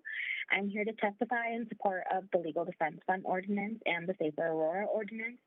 I, like many other Coloradans, live in a mixed status family. We live in fear that at any moment we could be separated, and in the past we have been. My family and I are all too familiar with the scramble to find enough money to pay for an immigration lawyer because a loved one is in detention. The sense of hopelessness I felt knowing my brother was inside a place where there have been at least 2 reported deaths, several quarantines, and many more cases of medical neglect is why I'm fighting for a legal defense fund. Seeing my niece and nephew talk to their father through a plexiglass window at the Geo Detention Center and not understanding why their father wasn't coming home with them still haunts all of us to this day. Immigration proceedings is one of the only legal proceedings where someone can be detained without a right to a court-appointed attorney if they cannot afford one. by providing access to legal counsel for Aurora residents in immigration detention who cannot afford a lawyer. We can offset the harm and economic impact of deportation on families who lose a breadwinner, children who face emotional traumas with lasting impact, and local communities who lose a valued member and taxpayer. Due process is a right guaranteed to all individuals under the United States Constitution if their life or liberty is threatened in a legal proceeding, regardless of the color of their skin or where they come from.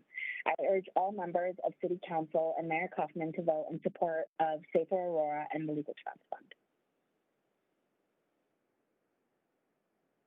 Thank you. Next is Carla. 3 minutes. Go right ahead.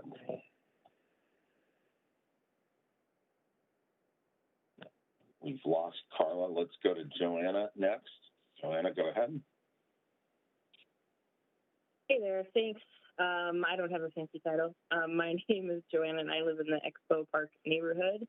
And just wanted to call and comment on 13A and B. I was born in Swedish Hospital in Inglewood. I grew up in Lakewood. I've lived all over the Denver metro area. Lived overseas as well, serving in kind of Peace Corps situations. And though each part of Denver has its perks, my favorite thing about living in Aurora the last few years is the immigrant community here. I love it. I love having neighbors from all over the world. I love hearing the different languages at Costco. I love seeing folks who have traveled to Colorado in search of a better life for their families and who are contributing so much to our community. The other thing is that our police officers, like, I hear a lot of people talking about, supporting the law, and I'm just curious how many people have actually talked to police officers about this issue, because the police officers I've spoken to, don't want to have to deal with immigrant enforcement. And so they have enough going on in our community without burdening them with doing immigration enforcement on top of it. And if you ask the average police officer if having to act in immigration enforcement on top of their existing duties makes their jobs easier or harder, I'm sure most of them would rather focus on community issues other than immigration enforcement. And so when the police department collaborates with immigrant enforcement, and you guys have heard statistics, I'm sure, from all of the folks who are working on this issue, but it's true that when immigrant enforcement is done in collaboration with the police, it actually makes communities less safe because documented and undocumented immigrants are hesitant to report on violent and criminal activity. I see this especially because I have friends who work with domestic abuse situations, and there's a lot of fear in reporting when there's domestic abuse because of these types of things. And so it just puts our immigrant community in a really hard bind, and it also puts our police officers in a really hard bind. And so I think the thing that would actually make Aurora safer is allowing police to do their job, and I think most of them would say that immigrant enforcement is not their job. And then with regards to 13B, again, to me, respect and support for the law is the Sixth Amendment of the Constitution, in which the framers said, everybody should have a right to a fair trial and representation. And all of the framers of the Constitution were immigrants and subsequent folks in our country. And so I think that applies to our immigrant community, whether they're documented or undocumented, that they deserve the right to have representation and a fair hearing, and they don't. And I, for one, as an Aurora resident, don't mind paying 50 cents in taxes to help get a fund started. All right, thank you. Thank you. Next is Marley. You have 3 minutes. Go ahead.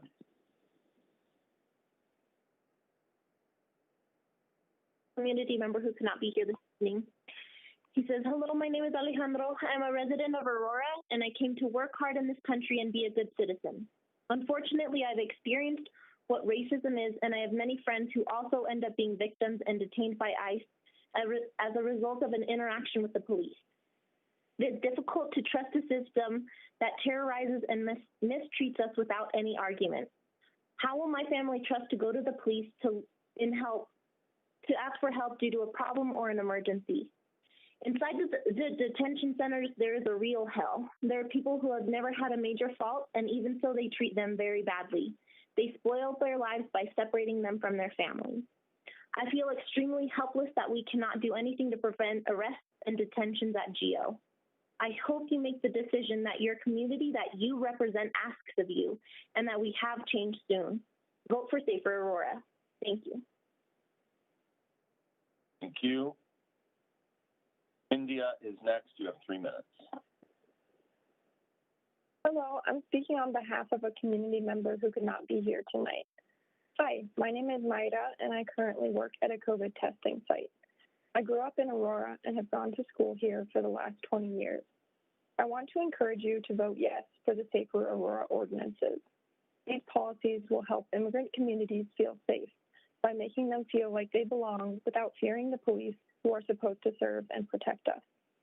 With these policies, you can ensure that people feel safer communicating and collaborating with police, which will make the community safer for everyone. For many years, the immigrant community has lived in fear because there is a record of police having biases against people of color and Black people. This has created an unstable relationship between community and those who are supposed to protect them. There have been times when I feel unsafe in the presence of police due to my immigrant status. I ask City Council members to vote yes for the Safer Aurora ordinances so that I, along with other immigrants, can feel safe. Thank you for your time and consideration. Thank you. Loretta is next. 3 minutes. Go ahead. Thank you. Our ancestors came in here legally, and all these people, I understand their issues of being separated and being afraid. If you come in here legally, you wouldn't have those problems. And I do have a problem with the cities or states trying to take over or undermine what the authorities they've been given by the federal government. And as far as the legal defense, again, if you came in here legally, you would have defense. You wouldn't have to worry about, being an illegal. So anyway, I am against 13A and B. Come in legally, and you won't have these issues. Thank you. Thank you. Jessica is next. You have 3 minutes. Go ahead. Thank you so much. My name is Jessica, and I'm going to be speaking on behalf of a community member. I am an immigrant, and I want these protections because it will make me and my family feel less burdened about being who we are. We are from Mexico, and regardless of having fixed status, I feel uneasy about ICE agents having free range in any place. I believe the Hispanic community are an asset to this country and help grow the economy. My family owns a catering business, serving many people in the community with their events, many people from many backgrounds. I like meeting people from everywhere that enjoy our food and they like hearing about our story. If people keep being afraid of living in this country, they may not want to keep living their happy lives and could affect my business as well. We need to show that we are all together because even if we have papers, I belong to the same community. I am not a politician and I often don't understand about any about politics, but my sons help me and we all need to be informed about what is happening. That is why I decided to provide my testimony. Our elected officials need to hear about how these policies will impact all of us. I ask you to vote yes on these ordinances and keep our community safe. Vote yes on Safer Aurora and Legal Defense Fund. And on a personal note, I also want to mention and make it very clear that I feel like the reason why you may be hearing fellow community members speak and read on behalf of our neighbors is actually a direct result of allowing xenophobic language being used in previous study sessions and a failure by our own mayor to give our community some dignity. To those who he pledged to stand by in his own op-ed in October. Mayor and council members who allowed this, you played a direct role in this. These are just the results in one council meeting. Can you imagine the damage that has been done over the years in our own communities? This is your community telling you we need these policies, and we are asking you to listen. Thank you. Thank you. Laura is next. Go ahead. Yes, I'm calling in to say that I am vehemently opposed to items 13A and 13B. You were all elected to City Council to represent Aurora citizens, not undocumented citizens. And this has nothing to do with race. This has to do with law. I have a huge problem that you have all these people complaining about being arrested by ICE and detained. Well, that's because you are breaking the law. When you come into this country illegally, you are a criminal. I don't care how long you've been here. if you've been here 2 years, 20 years, or 2 months. If you are not a citizen, you are not here legally. You should not feel safe when you're not here legally. When fine upstanding people from other countries, like my family, come here legally, they are welcomed. I will support any immigrant who comes here legally. But we are not looking to harbor people who break the law in coming here. And the fact that you have people calling in to say, I've lived here 20 years, I should get this, is a problem. We should never become a sanctuary city. Look at what has happened in California. As far as keeping families together, why aren't you worried about the families of citizens who are broken up when someone goes to jail, which happens every day, but nobody's concerned about that? This is no different. They've committed a crime, their family gets broken up, unfortunately. That's a consequence. As far as the legal defense fund, none of my money should be spent to pay their defense when they're arrested or are being deported. I don't pay taxes to support illegal immigrants. Yes, citizens get legal representation guaranteed, but that's a right of citizens, not everybody else. I say no to all of these. Thank you. Thank you. Next is Kyla. Go ahead. You have 3 minutes. Good evening. My name is Kyla Roschke, and I live in Ward 1 of Aurora. Thank you for being here tonight. I work at a nonprofit and also serve as a volunteer at several organizations in the Aurora community. I'm a citizen born here in the United States, and I'm speaking in support of the 13A Safer Aurora and 13B Legal Defense Fund ordinances. Throughout my life, I've met immigrants from many walks of life. Many came hoping to provide a better life for their families. Some were children when they arrived in this country. Some fell in love with someone who is from this country. Some came to this country fleeing violence and persecution.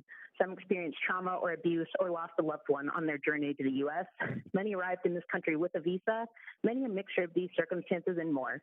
Many of the immigrants I've known have been documented and many haven't, and many of those who haven't been have often expressed a dream of finding a way to gain legal status here.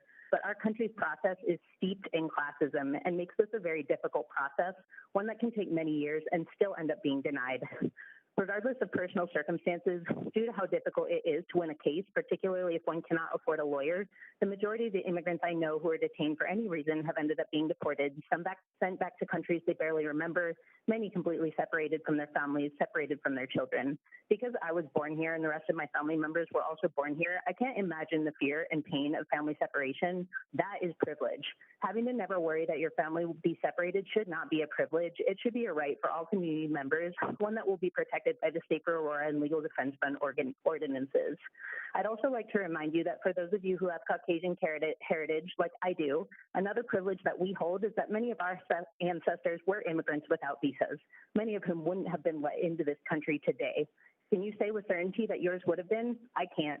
I'd be remiss if I didn't also acknowledge that we are all on stolen land, originally inhabited by indigenous peoples. Every single one of our community members deserves to feel safe in our communities. Local law enforcement enforcing federal immigration laws erodes community trust and does not prevent crime. Mayor Kaufman, you ran on a platform of supporting our immigrant communities. Councilmember Lawson, you've also spoken out about supporting immigrants and an end to police violence. Councilmember Gardner, you know the COVID conditions in the Aurora Geo facility are dire. I call on each of you and the rest of the council members as my representatives to vote in favor of the Safer Aurora and Legal Defense Fund ordinances 13A and 13B. Thank you for your time. Thank you. Next is Sarah Beth. Go ahead. You have 3 minutes.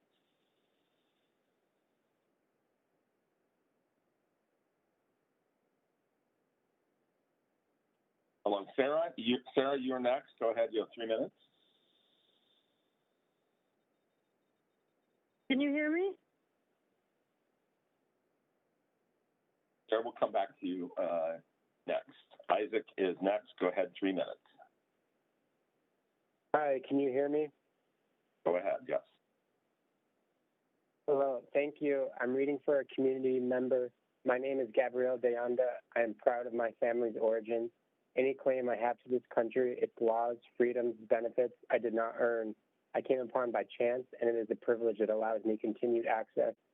Because I was born a white man and raised in a family that chose to forget the language of my great-grandparents, people assume I belong here. Every family has a story of how their family or ancestors migrated here, and new people and cultures have been essential in creating and maintaining this country, but we have a history of using and scapegoating. I'm ashamed at how my race and government have treated people coming to this country to seek opportunity or refuge. The fact that families are separated and that there are places in this country where the dignity and humanity of people who need our help and support is ignored is unacceptable. I could use my privilege and ignore and distance myself, since after all, I'm not running ICE or making decisions, so my hands are clean. But if I accept this, then I'm maintaining these crimes against humanity. If I do not actively reject these practices and policies, I'm complicit. I work with students whose families live in fear of being separated, of their parents being deported, or the fear that they will be sent to a country that they don't know or understand because their parents brought them here when they were infants. That's the burden and stress that our laws and prejudices are putting on children, while your children stress about what lunch table to sit at. What do you truly fear about immigration? Migrating people are filling jobs and roles in this country that most white folks think they're too good for. Migrating people are bringing children that diversify our schools and creating opportunities for our children to experience other cultures, customs, and foods that make our lives richer. Majority of people that choose to immigrate to this country represent the values we hold most dear. Conviction that there are better opportunities to be found, resilience to uproot their lives to another country and put up with the vitriol from us, dedication to take on adventure to care for their family, and work ethic to take jobs that are less valued in our society. This is why we need to protect families in Colorado. Our laws need to reflect that we have dignity and respect for all people, especially those that are disproportionately targeted by unfounded fears and biases and outdated laws. I please ask you to vote yes on Safer Aurora and Legal Defense Fund ordinances. Thank you. Thank you. All right, let's try Sarah Beth again. You've got 3 minutes.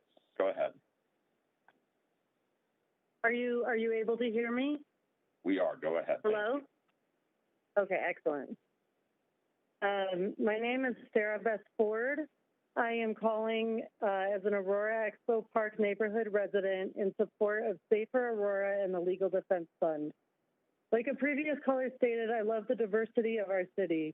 I love that I get to meet people from so many backgrounds. I learn new things every day from our family, friends, neighbors, coworkers, and colleagues from immigrant communities. I have heard friends talk about the pain of being separated from family, fear of being detained, worry for relatives in the GO facility, their health and their safety. ICE does not have the interests or safety of our communities in mind. These ordinances make our community safer and more cohesive. They allow tax-paying people to access legal defense to speak for them when they become entrenched in a complicated immigration system. They allow people to participate in activities in our communities without fear of being separated from their homes and people they love. Thank you for your support and your vote for these ordinances. Thank you. Thank you. Kevin is next. Go ahead. You have 3 minutes. Hi, my name is Kevin. I'm speaking on behalf of a community member. My name is Lisbeth Salas. I'm calling on the Aurora City Council members to vote yes on Safer City Aurora. Immigration is an important issue to me because it hits close to home.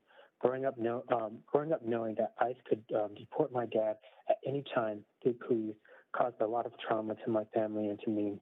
I remember being so scared every time I heard the knock at the door, thinking that today would be the day that my dad would get deported. Or all the time I woke up because I would hear my mom crying from how stressed and worried she was. I was forced to make major life decisions around this possibility, such as going to college that was close to home, commuting every day, and even to this day not being able to move out on my own. Our families deserve to live without fear of deportation. Voting yes on Safer Aurora ensures that Aurora Police Department is not doing U.S. Immigration and Customs Enforcement's ICE job. A yes vote on Safer Aurora ordinance and the Legal Defense Fund would live up to the promise that many of you, including the mayor, to make and maintain the fabric of our thriving and multicultural community and affirm that immigrants are welcome here. And on a personal note, I would like to remind folks of some American ideals that guide this country. So I'll quote, give me your tired, your poor, your huddled masses yearning to breathe free, the wretched refused of the teeming shore. Send these homeless, tempted tossed to me. I lift my lamp beside the golden door. Thank you. Thank you. Barbara is next. Go ahead. You have 3 minutes. Good evening, Mayor, City Council. Good evening, and thank you for your time. I'll be reading in a minute on behalf of Vivi, an Aurora immigrant. But first, I'm a senior citizen and former teacher who cares very much about the plight of our immigrant community in Colorado. They have lived in fear much of their lives, made it to the United States, taken our promises of a better life seriously, and now turn to us to make their hopes reality. Immigrants enrich our lives and our communities in so many ways. Fact, immigrants pay taxes and are not a financial liability long term. Fact, immigrants start new businesses at twice the rate of U.S. citizens. So these are ordinances where you can vote yes with both your heart and your head, and I hope you do. Now, please listen to Vivi in her own words. I hope you can hear her pain and her plea to you. My name is Vivi, a community member in Aurora. People have always strived for a better life, and if we can't allow them to do that, then what is the point in trying to raise the standard of living for anyone else? It may not seem like it, but there is enslavement nowadays, and we're keeping them from living their lives. We keep people in an eternal cycle of poverty, and if someone tries to fight back or speak, you get murdered or thrown back into an environment where you could be tortured. Nobody should be punished for wanting better for their kids and family. That is what we are all here to do. Many people live in so many bad situations in their countries, dealing with gangs and drugs and poverty. This country was supposed to give us a dream to get out of those situations. I hope you can look into people's lives and make a good decision today. Please vote yes on the Safer Aurora and Legal Defense Ordinances. Thank you, Vivi. Thank you. Next is David. Go ahead, David.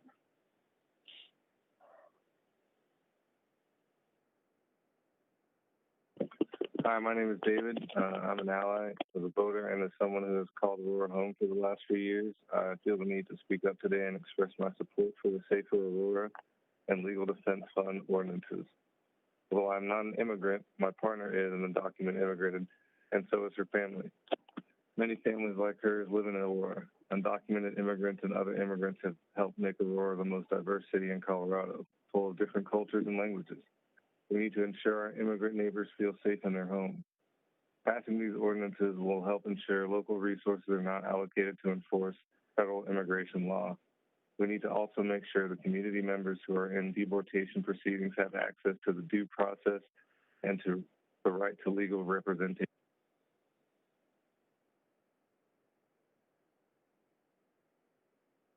That cut out for us, y'all. I don't know what's going on. We seem to have lost David. So we'll go next to Connie. Connie.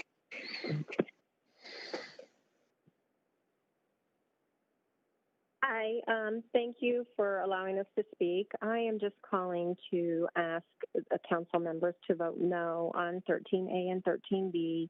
I also don't want to see families broken up. Nobody does.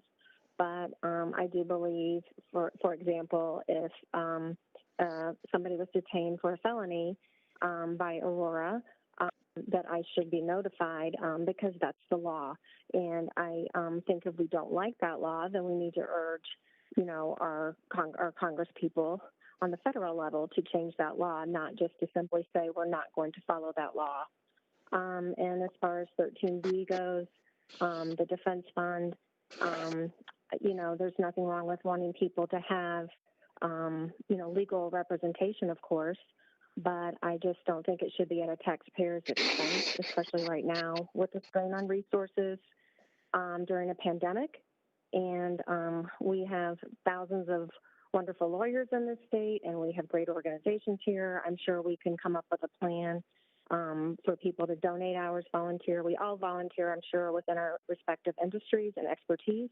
I'm sure we can figure out something other than creating another expense, another taxpayer drain, especially now during, strained resources during a pandemic.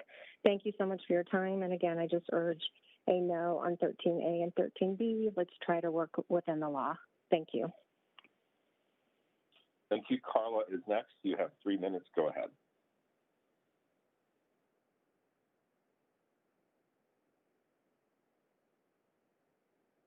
Carla, go ahead. You have 3 minutes. Hello? Hi, can you hear me? Yes, ma'am. Go ahead. Okay, great. Thank you. Hi, my name is Carla Talamantes. I am a citizen of the United States. I have lived in the city of Aurora for 23 years. I have gone to elementary school, middle school, high school, and college in East Aurora. My family has lived in Aurora for about 27 years. My family is also made up of immigrants. They are also the most law-abiding, kind-hearted, and hardest-working humans I know. Aurora is our home, and we love to be a part of this diverse community. Throughout the years, our family has built strong relationships with other immigrant families in Aurora. These families have children who strongly depend on their own and their family's safety in order to learn, grow, and thrive. These families are all working toward a better life, and we cannot allow for them to be separated. We are all human. We all work every day to contribute to society to the best of our abilities. Being immigrants should not mean being unprotected against being detained. Being immigrants should not mean being vulnerable to being separated from our loved ones. Living in fear every day at work, at school, at the grocery store, while driving, and at home leads to high levels of stress. The stress would ultimately lead to physical and mental health complications across the immigrant communities. This is contrary to the reason why our families immigrated to the United States in the first place. My family, like others, immigrated to the States in search of a safer life with abundant opportunities. For that, I am grateful. If my parents would have not made the decision to immigrate here, I wouldn't have the same opportunities to follow my dreams in education and work. However, these opportunities should not come at the expense of being separated from one another. It should not come at the expense of the physical and mental health of our community. We are much more than immigrants. We are parents, sisters, brothers, friends, students, teachers, employees. Because of this, I strongly urge you to vote yes on Ordinance 13A and 13B. Thank you. Thank you. We have David back. David, go ahead with the remainder of your comments.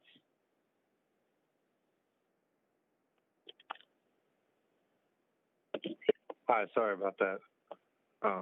So my name is David. I'm an ally, and as a voter and as someone who has called Aurora home for the last few years, I feel the need to speak up today and express my support for the safer Aurora and legal defense fund ordinances. Although I am not an immigrant, my partner is an undocumented immigrant, and so is her family. Many families like hers live in Aurora. Undocumented immigrants and other immigrants have helped make Aurora the most diverse city in Colorado, full of different cultures and languages.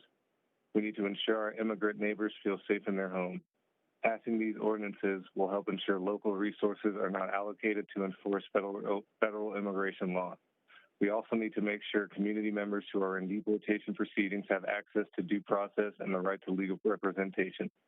This is a fundamental element of our judicial system. As a voter that will hold you accountable and remember your voting record, I urge you to do the right thing and support our immigrant community. Please vote yes on these ordinances. Help keep families together. Thank you. Jared is next. Jared, you have 3 minutes. Go ahead. Thank you, council members, for letting me join you guys tonight. As a citizen of Aurora, I grew up here. I went to Sagebrush Elementary, Laredo Middle School, and Smoky Hill High School, and call Aurora my home. I live in Ward 6 right now and love the city.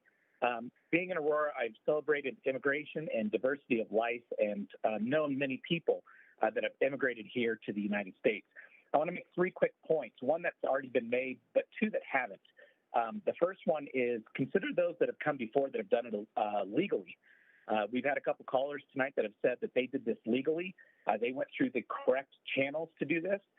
They are immigrants to the Aurora area. They are celebrated here. They are contributing to our community, and we don't want that to be in vain. We want to make sure that everybody does this through the legal manner and that they all believe currently that Aurora is safe. 2 other points that haven't been discussed that I want the council members to pay close attention to. First is a safer Aurora doesn't mean safer Colorado, doesn't mean safer Denver, doesn't mean safer Jefferson County, Adams County, Douglas County, Arapahoe County for the most part. These are other areas that these immigrants have to still live in. So you're only covering a part of the issue and not covering the greater piece. And what I want to make as my 3rd and final point is, council members, instead of introducing ordinances that circumvent the law, introduce ordinances that instead educate and help facilitate a legal means of obtaining citizenship. Create new committees, new councils that can help illegal citizens here become legal citizens. Cure the issue. Don't circumvent the law. That only further erodes our community. Thank you. Next is Fatima. Fatima, you're next. Go ahead. Hello, council members. Hello, council members. Thank you for listening to me tonight. My name is Fatima. I work for Colorado People's Alliance that is out of Aurora. And today I want to speak on a personal experience. I too have engaged with the community and seen the devastating impacts that ICE has had on many members in the community throughout my years that I've lived here in Colorado. And during my pregnancy, I experienced this for myself. When my child's father was detained or stopped for going 5 miles over the speed limit and then later detained, and I was left to fight his deportation case as I was 3 months pregnant, while also teaching at a public school. No one deserves to go through that. My daughter did not deserve that. I did not deserve that.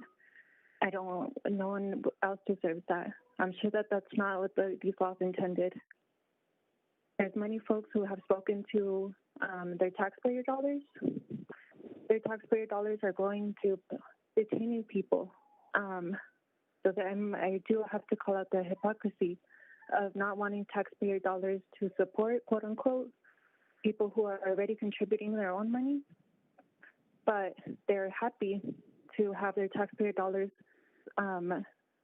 going towards detaining people, detaining fathers who are on their way to work, detaining families and deporting them. And I also want to point out that those who have spoken to the laws, I must remind them that if we want to abide by the laws, we must also remember the dark history of our laws. Our laws don't have a glorious history, and there have been many times when our laws have represented things that are unjust.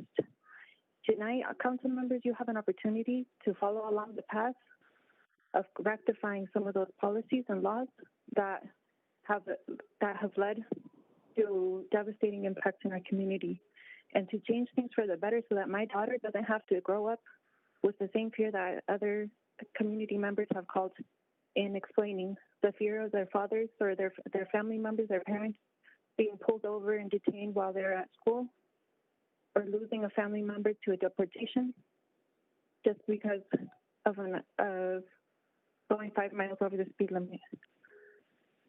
Tonight, council members, you have the ability to change that. Many of you council members have spoken to the great impacts, the positive impacts that the immigrant community has had here. And it's not right to allow people to live in constant fear. And thank you for your time. Thank you. Next is Cynthia. Cynthia, go ahead, 3 minutes. Good evening. My name is Cynthia. My parents and I immigrated to Colorado when I was a year old. back in 1993. We have spent the majority of our lives in Aurora. We have worked, gone to school, shopped, and commuted in Aurora every day for the last 26 years. This is home. This is not only my story, but of many stories of families that call Aurora home. This is why it is important for not only my family, but to everyone, that Aurora families are safe and do not live in fear of federal overreach. I strongly support and believe that local funding should be used to support and provide needed resources for its community members and not to enforce federal law. We need to keep ICE out and away from schools so our children can feel comfortable while getting an education, courthouses so the public can feel safe while using administrative facilities, hospitals so everyone can feel at ease while getting the care that they need and deserve, and all other sensitive locations so that all community members have a right to feel safe. It is also very important that if the time were ever to arise, that all Aurorians have the access to public attorneys, including in cases of immigration nature, in order to support and keep immigrant families together. I know family members and many friends who find themselves in fear of even asking for help from law enforcement due to the possibility of being asked for sensitive information. Prohibiting police who work alongside ICE and collect unnecessary data would make them feel valued and protected. This is a place we have chosen and continue to choose for its diversity and familiar faces. This is a place that I grew up in and envisioned growing a family in. It is my hope that current families and future families can call Aurora home and feel safe while being viewed as valued community members. Thank you for your time. Let's make Aurora safer for all by voting yes on the Aurora Safer Ordinance 13A and 13B. Thank you. Thank you. Next is Nadea. Apologize if I mispronounced. Go ahead, you have 3 minutes. Nada?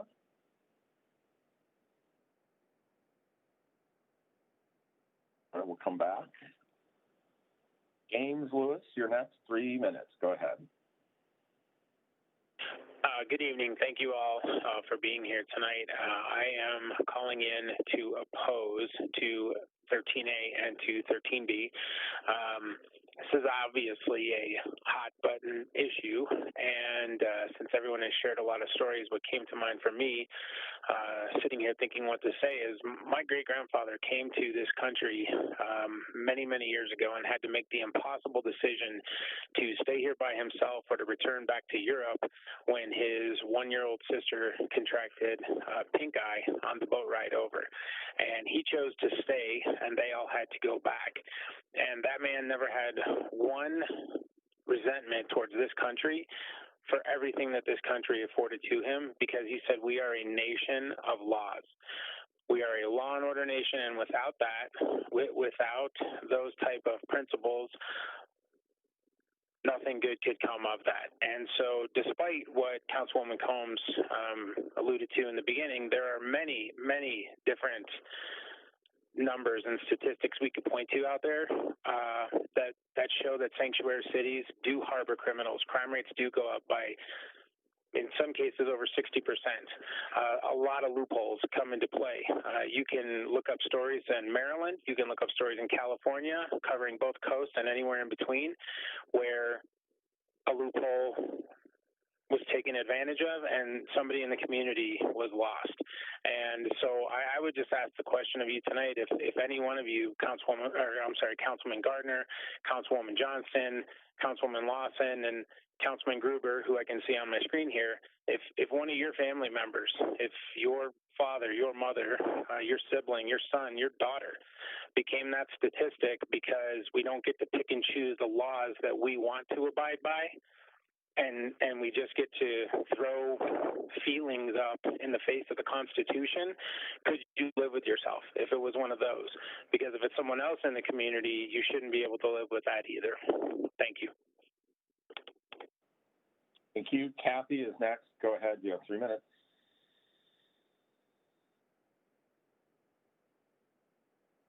Yes, thank you. My name is Kathy. I'm calling in to oppose 13A and 13B. I've been listening to this all evening, and I am very sympathetic to people who are separated from families. However, I do believe that we are a nation of laws and that we do have to reap what we sow. If someone breaks the law, then you are separated from your family. Just as a American citizen, you commit a crime, you go to jail for 20, 30 years, you're separated from your family. I hear a lot of people talking about the rights that they have, of how they should feel a certain way and the rights that they should have in the community. I believe that the rights that are given to citizens are through our Constitution. We are a nation of laws. I believe in legal immigration. I come from a family who came here legally and abide by those laws. But for people to enter our country illegally and then demand certain rights and privileges that our law does not afford, I think is wrong. If I went to any other country and committed a crime or entered a country illegally, I would not be afforded rights and privileges of that country.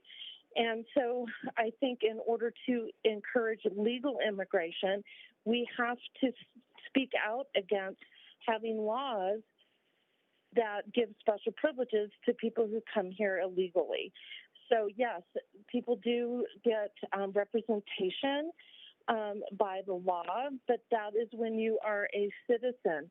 So rights and privileges that are afforded to us from our Constitution are reserved for American citizens. So I ask that the council enforce our laws as citizens, as elected officials. That's what we ask for you to do, is to speak on behalf of the citizens. Thank you. Thank you. Try NIDA again. NIDA, you have 3 minutes. Go ahead. Hi, I'm reading a community member's testimony who was not able to be here tonight. My name is Imelda, and I want to ask you to support the ordinances of Safer Aurora and the Aurora Legal Defense Fund. I am originally from Nayarit. I am 19 years old and a resident of Aurora and live with my family. My 3 children are U.S. Citizens. They were born here and believe in this great city. I am here because it is my duty to raise my voice. The Aurora community lives in fear of being separated. As parents, we have a duty to provide for our children, but we expose ourselves to being discriminated against and detained for the simple fact of being immigrants. I came to this country to study and improve my life and that of my family. Like you, our goal is to move forward and give our children a future. I live in fear that if something were to happen to me and my husband, my children would be left alone in this country, helpless. And they are afraid of not being able to see us anymore. The protections are necessary for people to be safe when going to work. And the city benefits from the economic contributions, taxes, and cultural diversity that makes us immigrants unique. We have to think about the integrity of the families that these ordinances are impacting. I ask you to reflect on the lives that are in your hands and vote yes on these proposals. Thank you. Our last speaker on 13 is Hugo. Go ahead, Hugo. You have 3 minutes.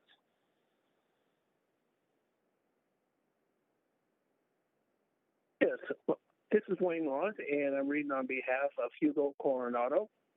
I'm a community leader in our church. Throughout COVID, we have helped many people in our community. I wanted to share my experience as an immigrant in the U.S. It's really hard to come to a new country and settle in. I think programs that help people adapt and that provide legal and financial resources are very important for our community. My wife and I came here without any documentation, and we are lucky to have family that supported us financial and otherwise. After a while, we were able to fix our status, but it was really hard not to fear that immigration could come knocking on our door at any time. It's very important that we, the community, are able to trust law enforcement, that they will not work for ICE or share our private information. I think it's important that elected officials consider voting in support of measures that help protect public safety. In my experience as a Latino, we have come here to work and support our families. Each of us contributes something to the society, and having access to information and resources is crucial in how our community is able to succeed. We should support each other. I ask you please to vote yes on the Safer Aurora and Legal Defense Fund ordinances. Thank you. Thank you. That concludes public testimony. Further discussion? Mayor. Councilmember O'Connor. Thank you, sir. So I want to thank everyone who called in to testify, regardless of which side of this you're coming down on. I just think we need to repeat that our immigration laws have changed dramatically over the course of this country's history. Different folks from different nationalities and races have been permitted or denied immigration to suit the politics of the time.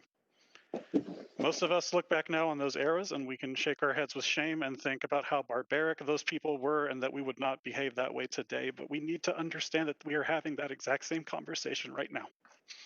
It's at a different level, but it's the same context, the same damn conversation.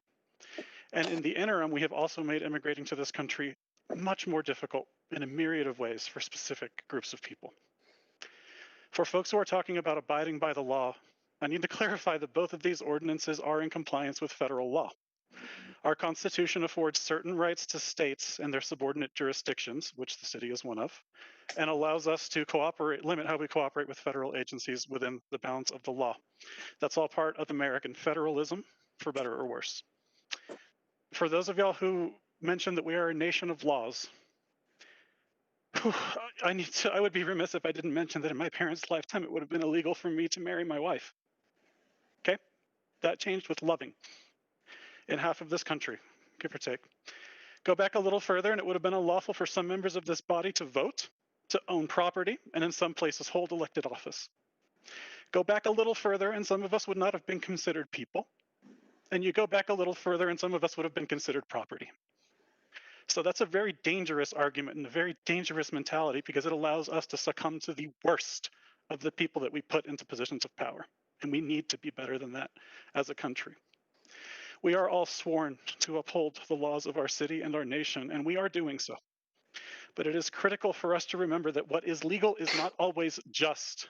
And that is why we must continue to bend the arc of history toward justice. It is why we have many revolutions in the form of elections every few years to continue to create a more perfect city, state, and union. We have to do better. And I'm hoping that I can count on every single one of you to do better tonight. And I also just want to add that my experience growing up in Texas as a Puerto Rican, I'll remind you that I am a perfectly legal citizen just by being born in the right place. I was called a wetback. I was called a puddle jumper. I was told to go back to Mexico, to go back to Guatemala, to some places I didn't even know where they were at the time, just because of my complexion and my name, Juan Marcano. Doesn't matter if I went by John or by Tony, it was all the same. And when we continue to stigmatize people and to make the worst assumptions about the people who make up the fabric of our city and our country, you reify that behavior in the current generation and those yet to come. People look to us to do better. We need to do better. I am begging you guys, do better. Further discussion? I see none.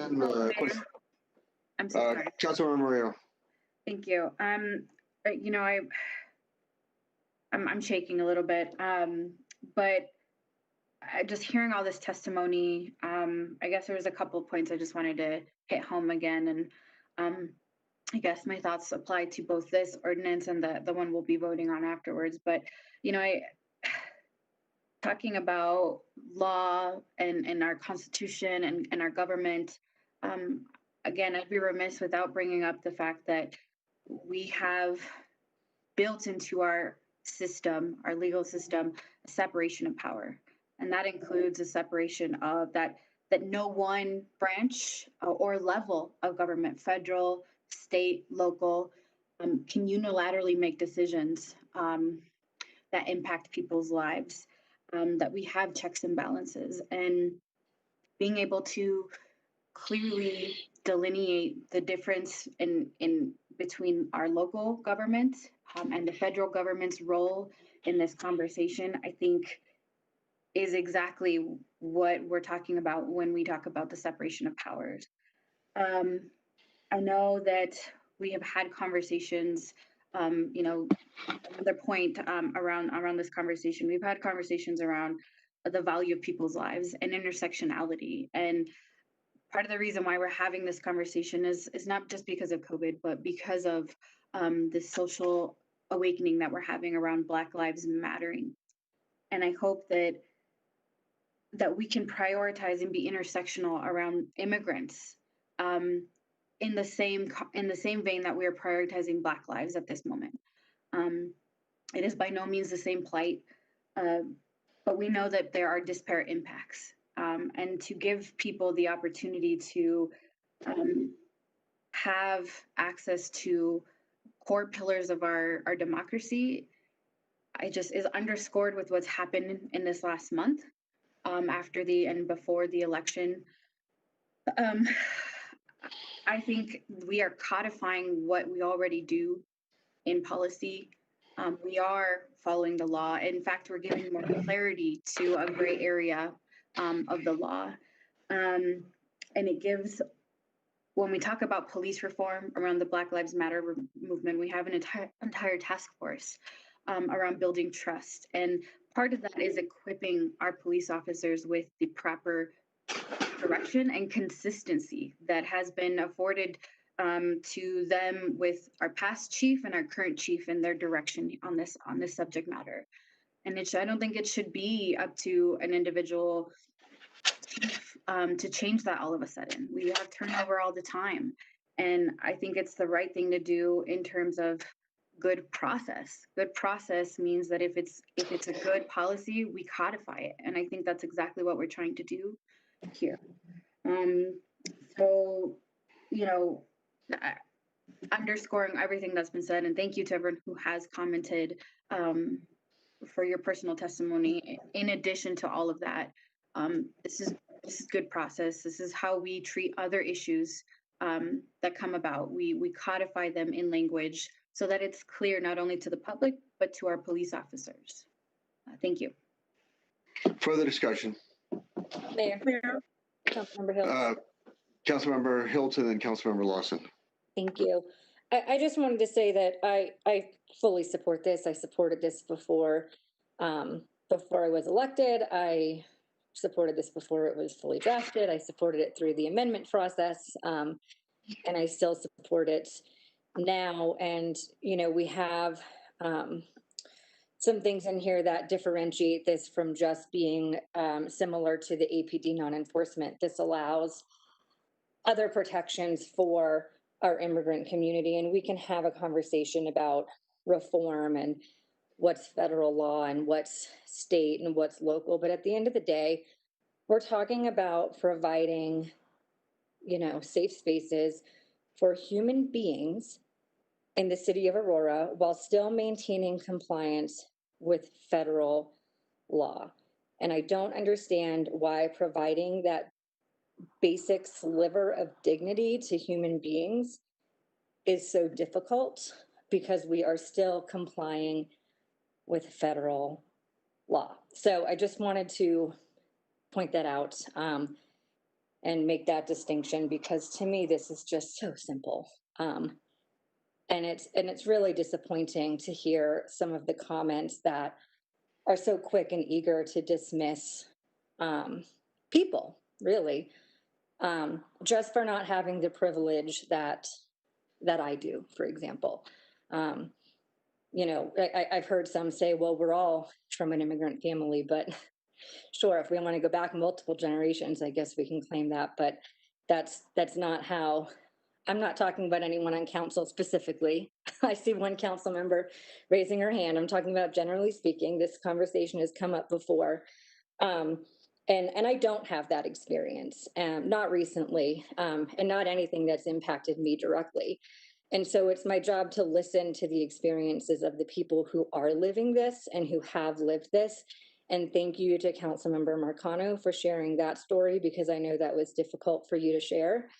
And I'm sorry that happened to you, and that probably still continues to happen. And so, I think for those of us on council who are not impacted by this directly in a generation that impacts us, I think we need to, really consider that and acknowledge that and listen to the stories of the people who are directly impacted. And with that, I still fully support it, and I hope I got my message across. It's a big issue, and there's a lot to say, but I'll leave it there. So thank you.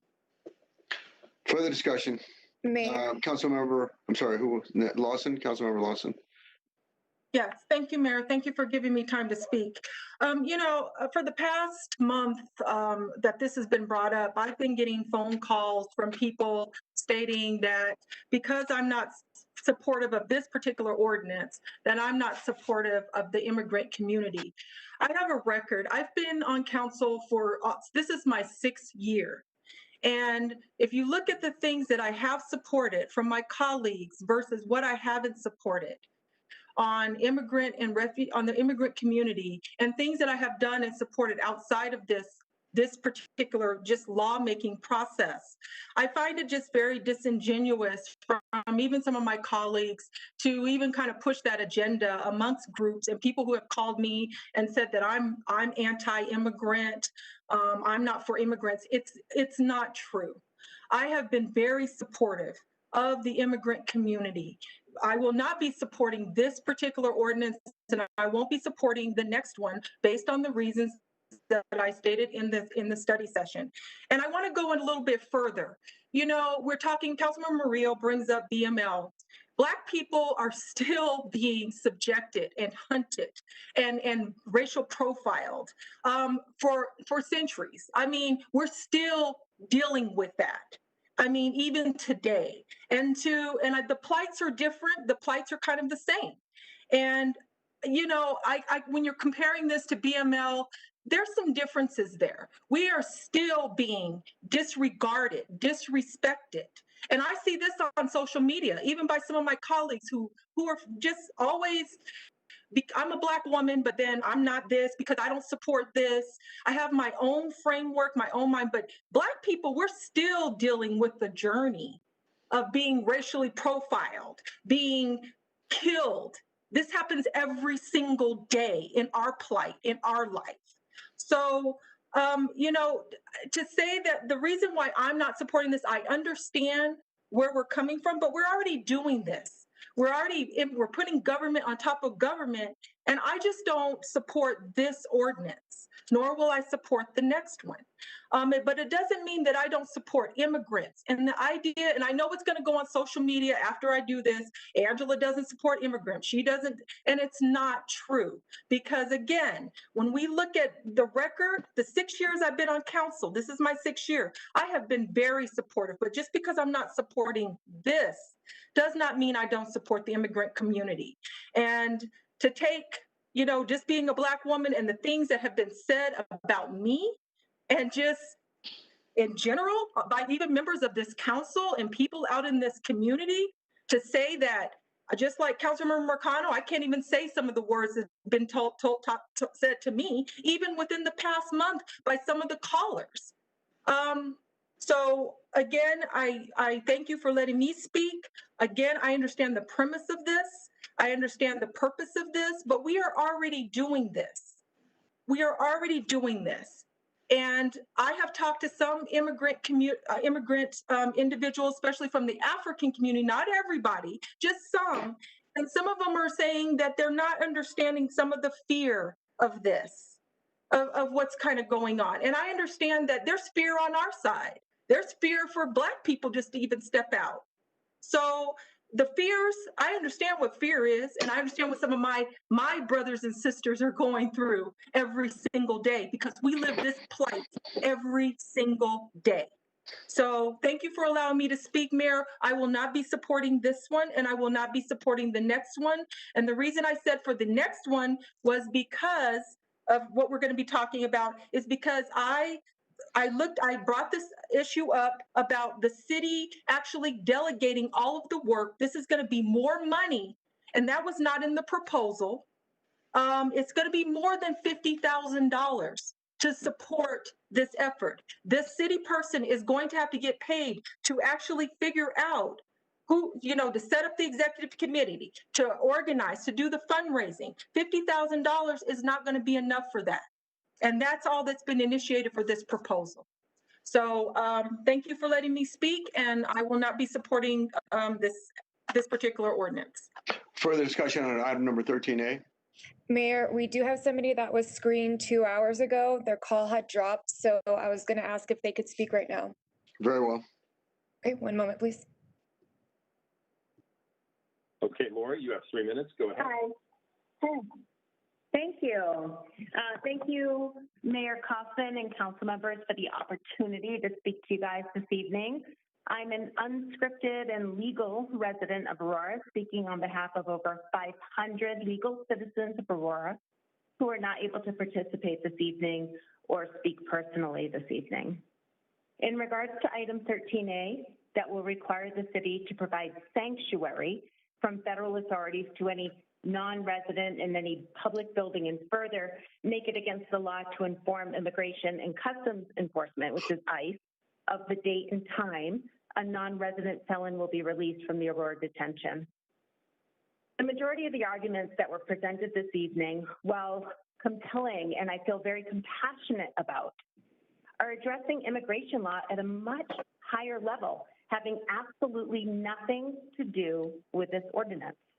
I think it's super important to understand what this ordinance is proposing.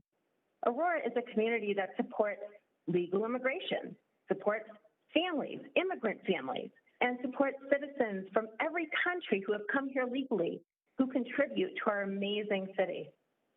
From my understanding, this is not an ordinance that will, quote unquote, put children in cages, as so disappointingly indicated in others' emotional arguments, or separate legal immigrant families who are positively contributing to our society, following U.S. law, raising their families, but only will impact non-resident felons. First, this ordinance focuses on non-resident felons, not legal immigrants. This was debated and defeated during the study session.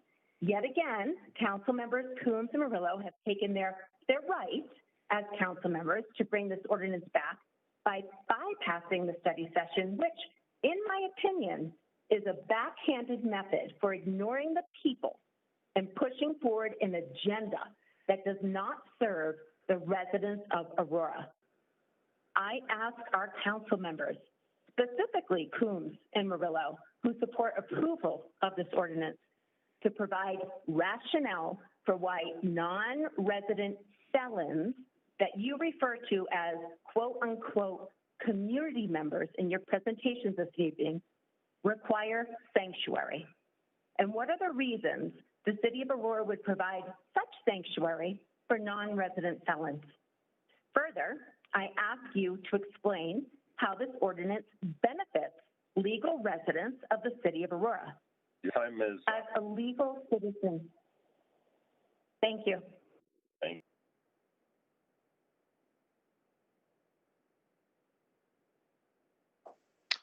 Seeing none, the question. Mayor, I didn't hear you. You were muted, Sorry. Mayor. Further discussion on item number 13A. Yeah, Mayor, can I? Councilmember Coombs. Briefly? So I just want to be clear that a person does not have to be a felon or even a person who does not have legal status in order to be subject to removal proceedings. There only has to be a question of that. So I just want that to be very clear, to frame these members of our community, which they are, as non-resident felons is a false and inaccurate narrative about what it can actually mean for a person to be subject to those proceedings. And just have to also highlight, as my colleagues have, that the conversation of reiterating the word legal ignores so much of our history, including our recent history. My own marriage would be illegal during most of my lifetime, and only became legal during my adult life. So I just want us to be very clear that that rings really hollow for a lot of us to just keep hammering on the word legal as a status, because so many of us have been unable to access legal status of various types. Further discussion on the adoption of item 13B? Mayor. I'm sorry, 13A. I'm sorry. Councilmember Moreno. Thank you. Yeah, I was a little confused by that last testimony. I think we've talked over and over again about the benefits to safety and productivity to our community in enacting an ordinance like this. You know, I won't belabor that point, but you know, I just want to also express some disappointment in an opportunity to be intersectional. In my comments, I was very intentional about not equating the plight of our Black and African American, you know, brothers and sisters in this community, but drawing some parallels with systems of oppression, right, and over policing in different communities. And you know, we had an opportunity. We still do have an opportunity to create a policy that acknowledges that there are different ways that people navigate our legal system, and that regardless of immigration status, people are people and deserve human rights and deserve the opportunity to have access to legal representation, access to safety in our public spaces. And I'm not here to get in a back and forth argument with, you know, specific council members, but I am disappointed that a narrative to uplift one community and you know, empower another, because I think, again, intersectionality demands that the way that we prioritize Black lives, and again, that is not the same experience that our immigrants face, but that we also prioritize and understand that our immigrant community has different challenges, and this is one way that we could support them. And I will advocate loud and hard for this policy and the next one to be passed, just the same as I would for police reform to be passed. I don't know that lived experience, but I listen to the community members and to my community members when they plead for their lives to matter.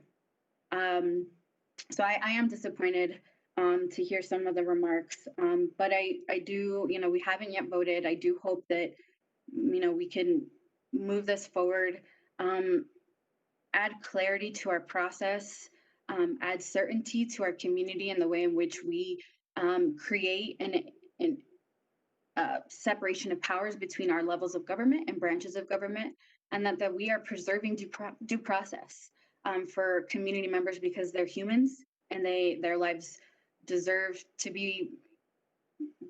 matter in that same way. So, you know, I don't know if this is going to pass, but you know, this is the conversation we're having, and I am disappointed, and I hope we can step up as a city, right, to be more transparent and to support our immigrant community in this way. Mayor? Councilmember Parsons. Thank you. Can I call for the vote? We're going round and round in circles. I believe the motion is call for the question. Yeah. Is there a second? Second. Seconded by, it's been, call for the question has been moved by Councilmember Burson, seconded by Mayor Pro Tem. I'm having a hard time. Mayor Pro Tem Bergen. It is a non-debatable motion. Would clerk please call the roll on the motion to call the question? Mayor Kaufman. Yes. Councilmember Marcano. Yes. Councilmember Johnston. Yes. Councilmember Coombs. Yes. Councilmember Hiltz. Yes. Councilmember Lawson. What are we calling for, the motion or on this vote? Yeah. What are we calling? On the motion, which is the call for the question, which is to whether or not to end debate at this time. Okay, yes. Councilmember Gruber. Yes. Councilmember Gardner. Yes. Mayor Pro Tem Bergen. Yes. Councilmember Burzins, Yes. and Councilmember Murillo. Yes. The motion has passed. Okay, and I do believe I vote on motions. Oh, I did vote. I'm sorry. Okay. Then the question before us is the adoption of item number 13A. Would the clerk please call the roll? Yes. Councilmember Hill, Yes. Councilmember Lawson, No. Councilmember Gruber, No. Councilmember Gardner, No. Councilmember Mercano, Yes. Councilmember Johnston, Yes. Councilmember Coombs, Yes. Mayor Pro Tem Bergen, No. Councilmember Burzins, No. and Councilmember Murillo. Yes. Okay, there is a tie vote right now. Mayor votes no. Okay, mayor votes no, the motion did not pass. Would clerk now please read the title of item number 13B?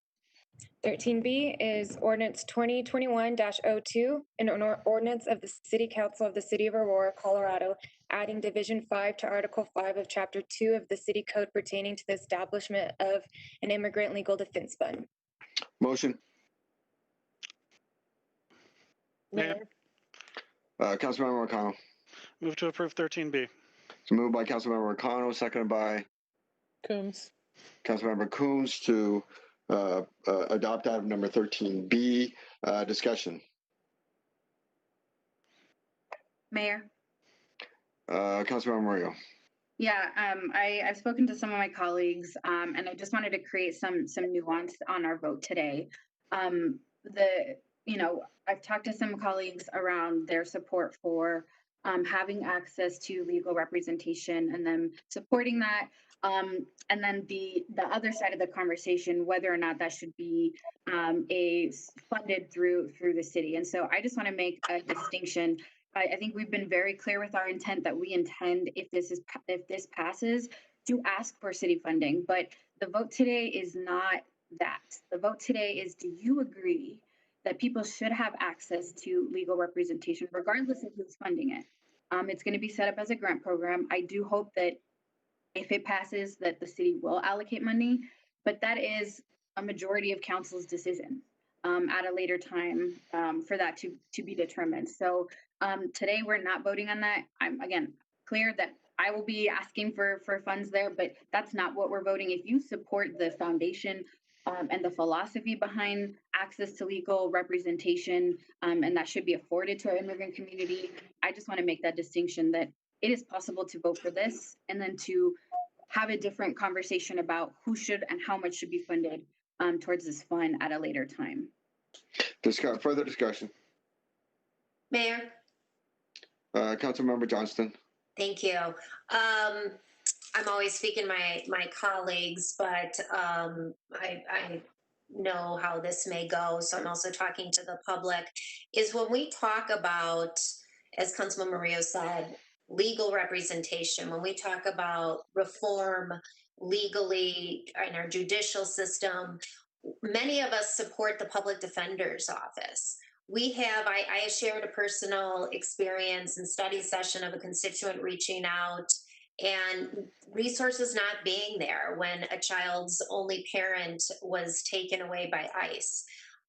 It is not the case where there is this abundance of legal resources that may be provided to folks.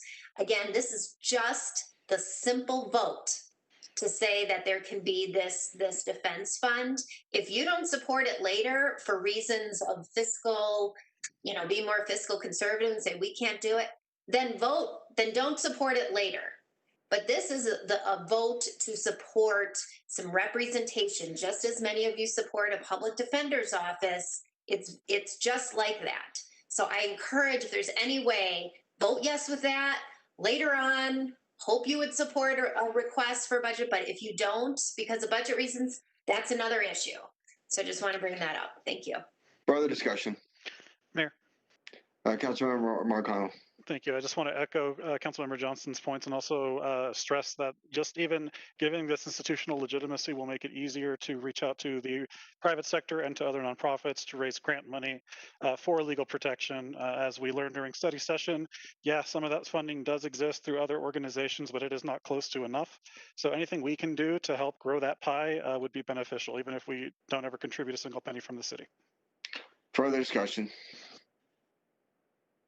Seeing none, the question before us is the adoption of item number 13B. Would the clerk please call the roll? Councilmember Marcano, Yes. Councilmember Hilt, Yes. Councilmember Berzins, No. Councilmember Gruber, No. Mayor Pro Tem Bergen, No. Councilmember Gardner, No. Councilmember Lawson, No. Councilmember Murillo, Yes. Councilmember Coombs, Yes. and Councilmember Johnston. Yes. Okay, it's a tie vote. Mayor, how would you like to vote? Mayor votes no. No, the motion did not pass. Would the clerk please read the title of item number 13C? Item 13C is Ordinance 2021-06, an ordinance authorizing the City of Aurora, Colorado to exercise the power of eminent domain for acquisition of certain properties for the I-70 Piccadilly Road Interchange Project. Motion? Mayor, move to approve 13C. Moved by, it's been moved by Councilmember Gruber, seconded by Councilmember Johnson to approve item number 13C. Discussion? Seeing none, the question before us is the adoption of item number 13C. Would the clerk please call the roll? Councilmember Johnston, Yes. Councilmember Coombs, Yes. Councilmember Murillo, Yes. Councilmember Hilt, Yes. Councilmember Marcano, Yes. Councilmember Lawson, Yes. Councilmember Gardner, Yes. Mayor Pro Tem Bergen, Yes. Councilmember Gruber, Yes. Councilmember Berzins. Yes. The motion passed. Would the clerk now please read the title of item number 14A? Okay, there are a few callers in the public line, and for 14A, which is an ordinance 2021-03, and an ordinance of the City Council of the City of Aurora, Colorado, amending section 2-769 of the city code pertaining to residency requirements for persons appointed to boards, commissions, committees, or authorities. Please proceed.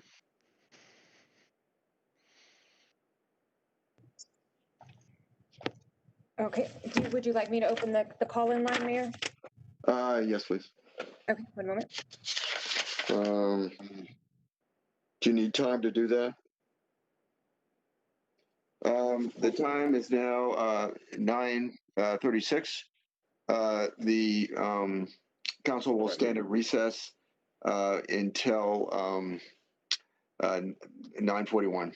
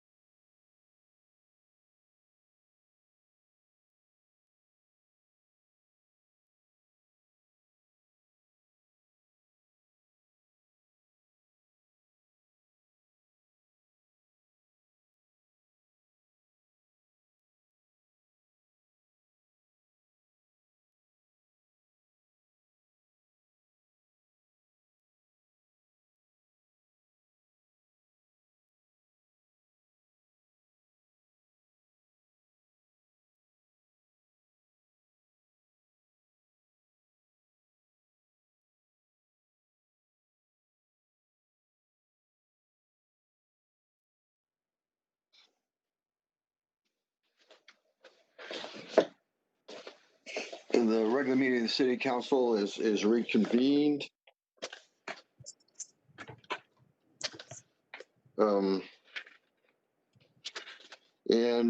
We public invited to be heard. Okay, again, this is for item 14A, ordinance 2021-03. I'm going to unmute the public line. Oh, very well. All right. First is Kristen. You have 3 minutes. Go ahead. Hello, Kristen Thorburn, Ward 6. Just wanted to state my opposition for 14A. Thank you.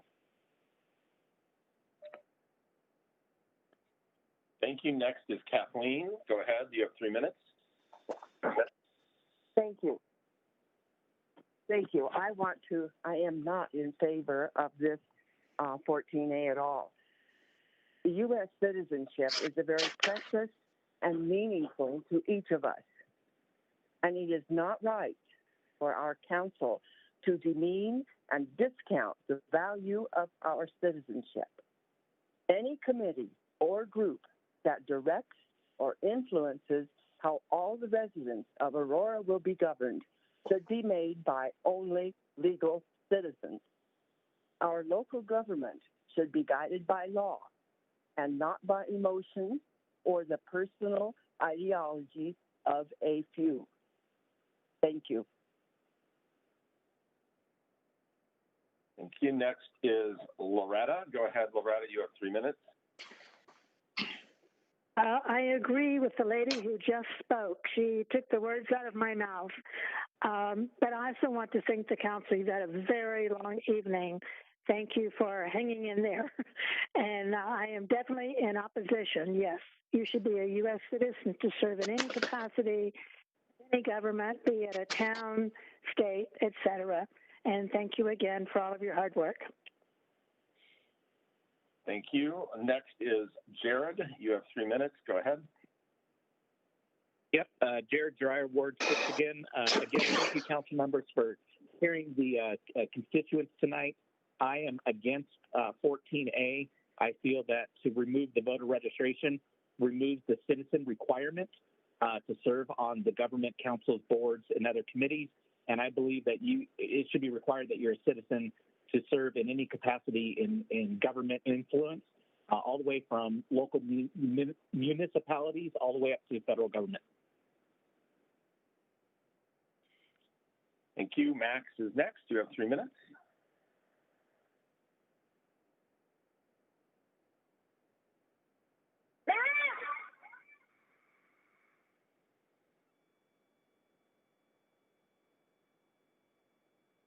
We've lost Max. Let's go to Lori next. Lori, you have 3 minutes. Hi, thank you.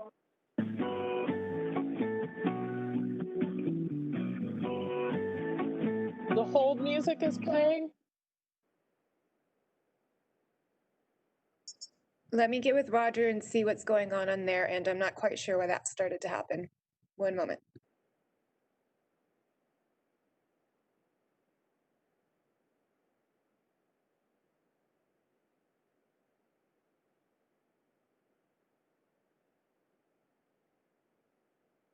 Citizens of Aurora have the right to apply for a position on a city board, committee, or commission.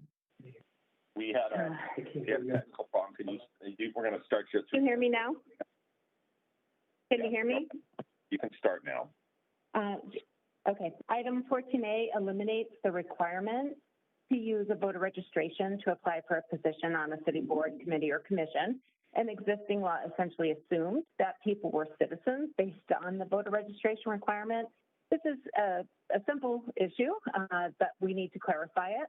That if voter registration requirement is removed, clarification in the law is necessary to ensure that only citizens of Aurora have the right to apply for a position on the city board, committee, or commission.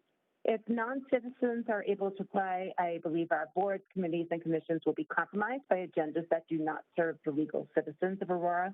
And as a legal citizen of Aurora, I would request our representatives to vote against this ordinance, 14A, and I thank our council members who support defeating this ordinance.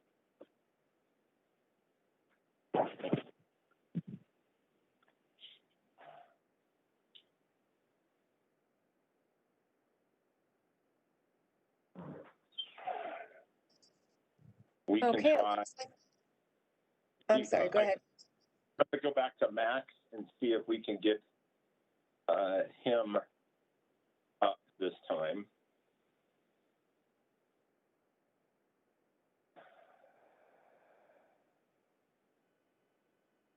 Hold on, Max. Go ahead. You've got 3 minutes. Hello. Can you hear me? Go ahead. Yes, sir. Okay, great. Thank you. I appreciate your time.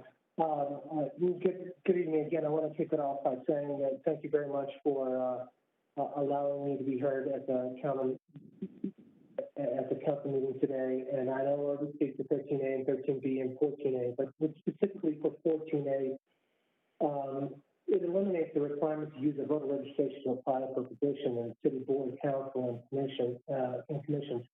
In effect, this would literally allow non-citizens to have undue governance over other Aurora citizens. The council is intended to represent the citizens of Aurora and act in the best interest.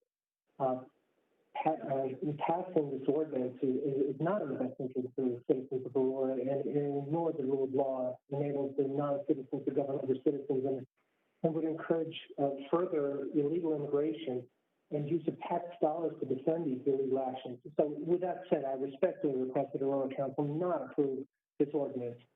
And I appreciate your time for allowing me to be heard. Thank you.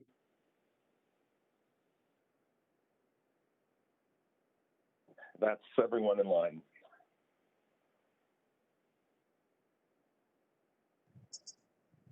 Thank you, Roger.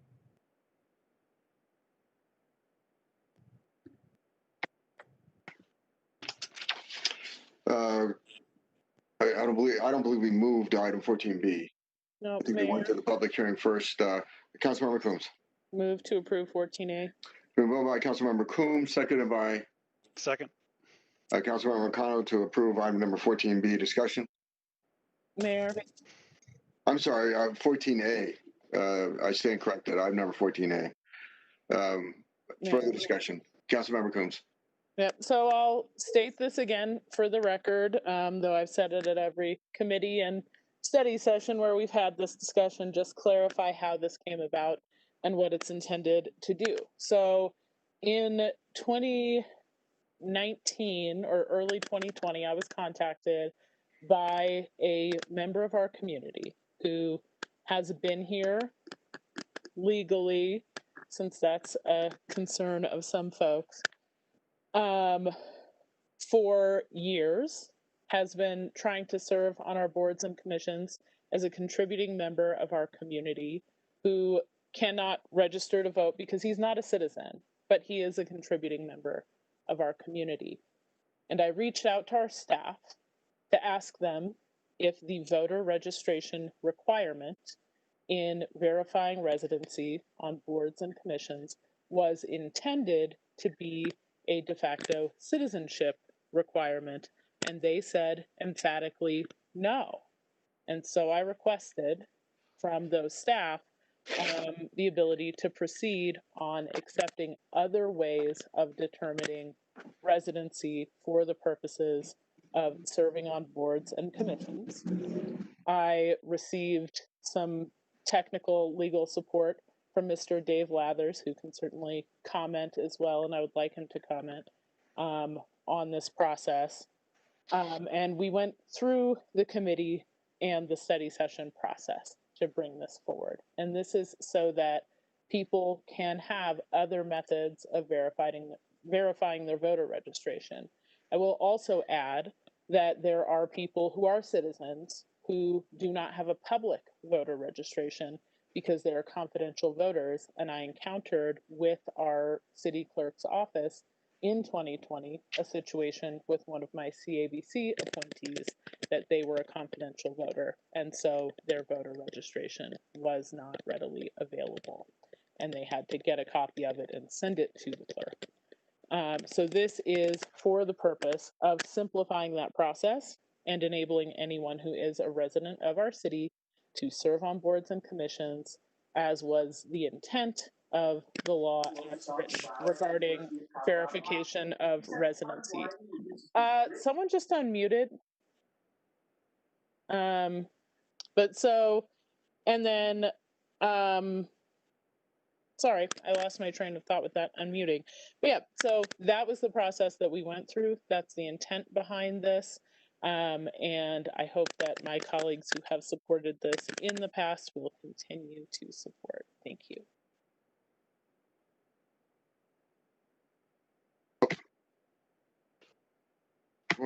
Further discussion? Seeing none, the question before us is the adoption of item number 14A. Will the clerk please call the roll? Councilmember Gardner. Yes. Councilmember Lawson. Yes. Councilmember Marcano.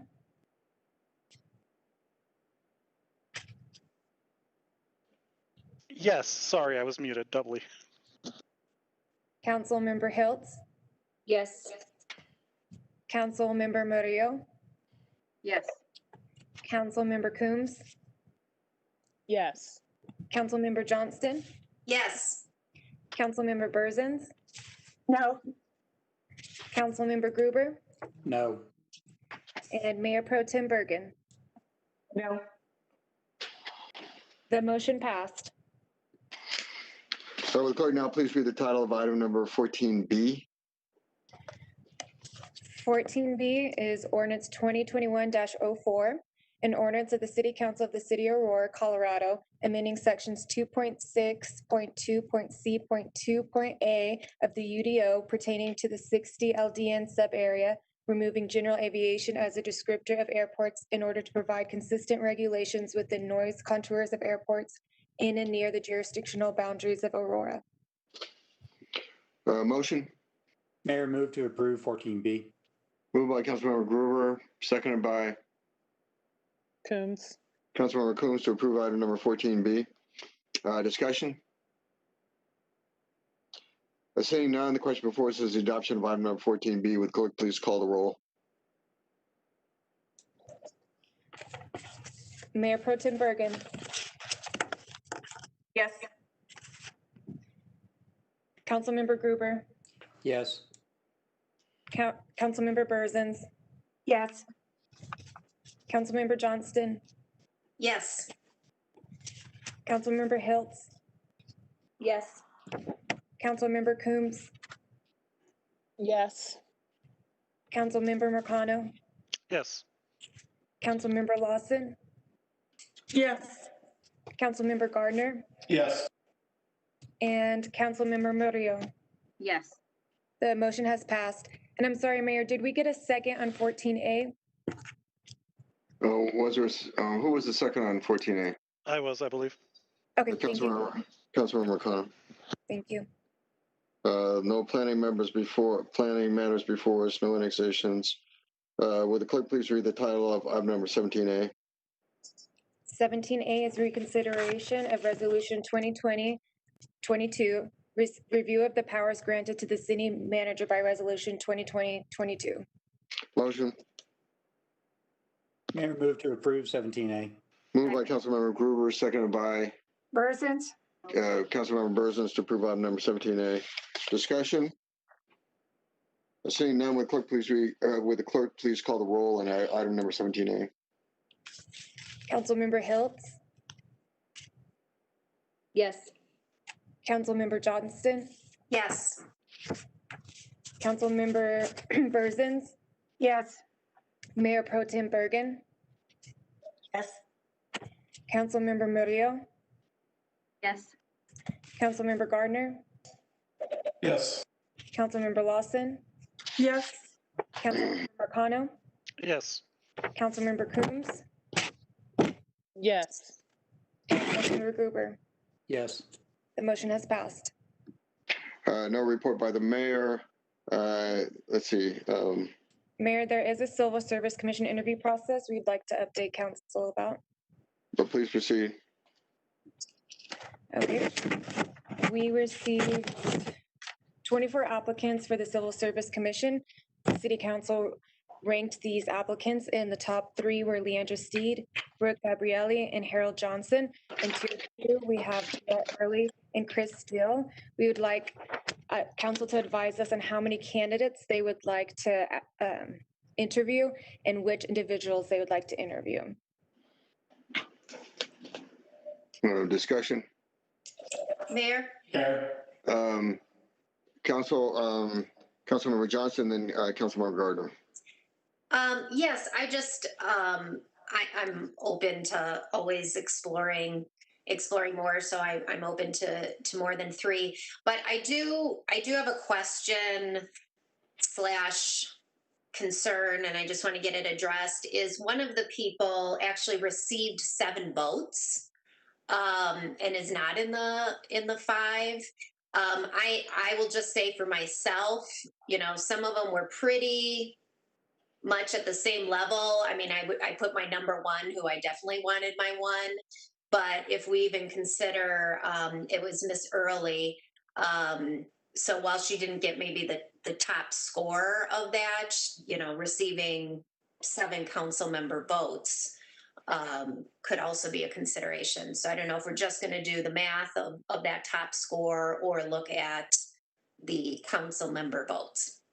Clerk, if I understand the process, question to the clerk is that the issue tonight is how many people we want to interview. Is that correct?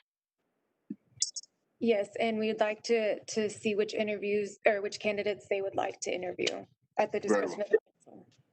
Okay, Councilmember Gardner. So I'd like to propose bringing the top 5 candidates in for interview, which would be Leandra Steed, Brooke Gabrielli, Harold Johnson, Chris Steele, and Jeanette Early. Is there objection to that proposal? Mayor. Councilmember Coombs. I'd like to amend that to include the top 6, since we had 6 rankings to go by, and it gives us an adequate pool, because I also think there was an limited information on each candidate available through the application process. Does the sponsor, Councilmember Gardner, consider that a friendly amendment? That's fine. Very well. Now we're at 6. Is there any objection to 6? Councilmember Brosens. I have a question. One of mine was kind of messed up. So I would like to ask Katie, when she added my top person into where my top person was supposed to be, did that change it at all? Councilmember, it did not. I did add it to Gabrielli, and it's still the same ranking order. So Leandra Steed has 39, Brooke Gabrielli has 37, Harold Johnson has 27, Jeanette Early has 20, Chris Steele has 17, and Mulder had 15. So it didn't change the order of the rankings. Thank you. Further discussion. I'm sorry, who's that? It's Bergen. Oh, Mayor Pro Tem Bergen. I would prefer to have 5 interviews rather than 6.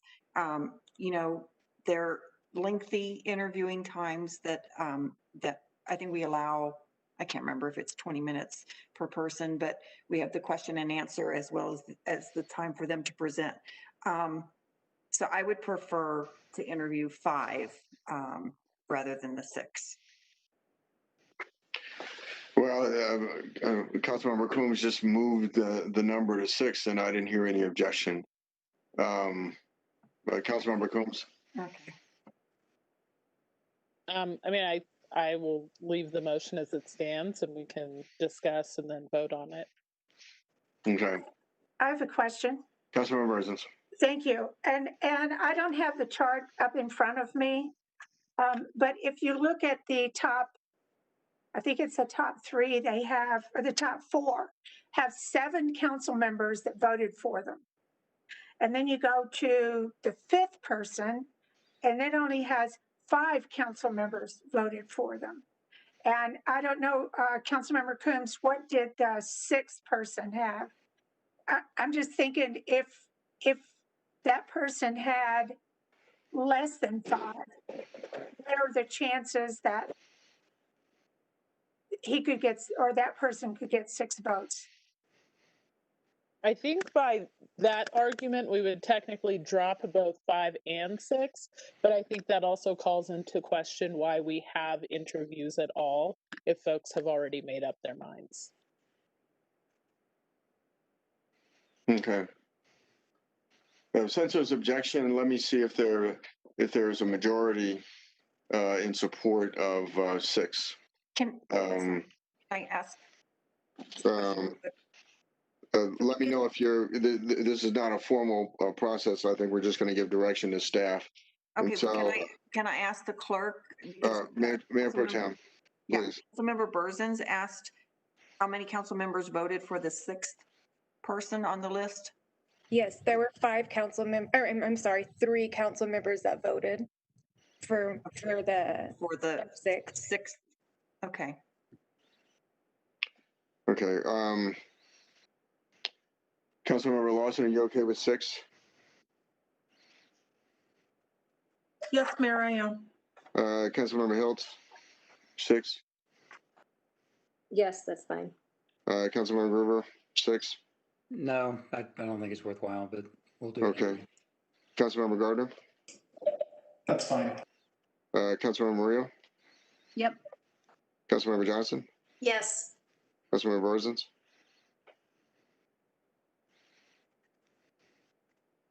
Councilmember Berzins? You're muted. Oh, thank you. No, I'm not now. Look at what it does to the people that come in. You know, they get their hopes up and, well, it'll be virtual now, but just knowing that 3 people voted for him, I don't think I can, walking in their shoes, I don't think it's fair to them to know that only 3 people voted. So I'm going to say no. Councilmember Marcano? Yeah, I'm fine with 6. Councilmember Coombs, your motion. So yes. Councilmember Bergen, Mayor Pro Tem Bergen. No. Okay. The majority have arisen in support, so we will be interviewing 6 members. Council reports. Councilmember Lawson.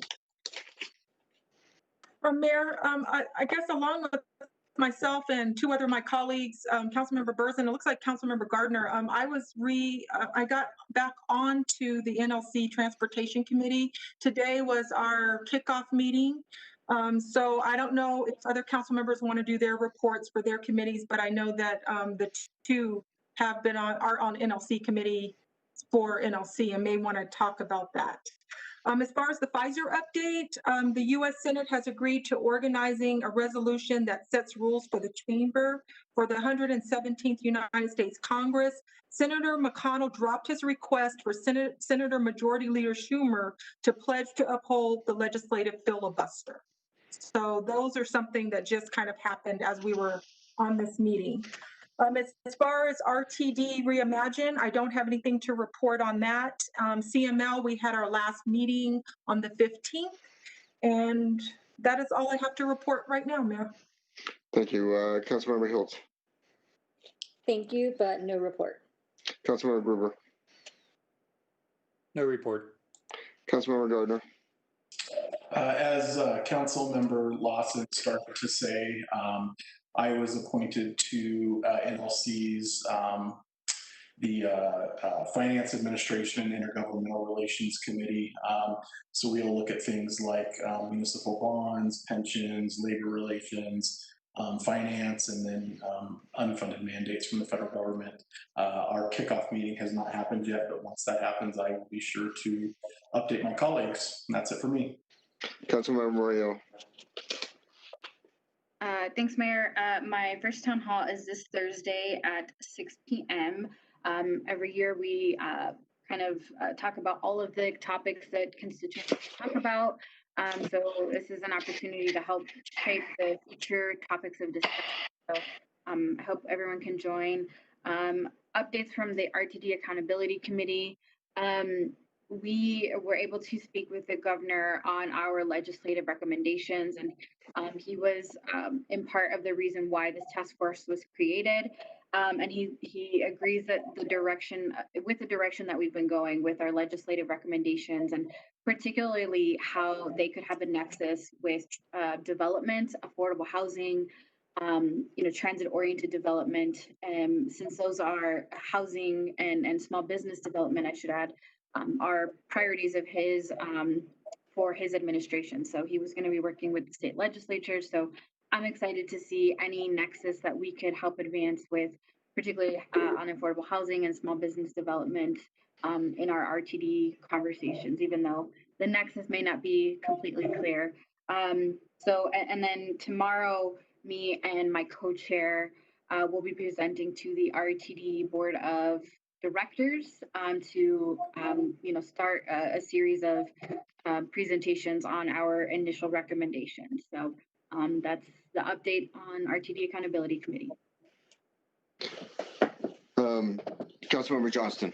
Thank you, Mayor.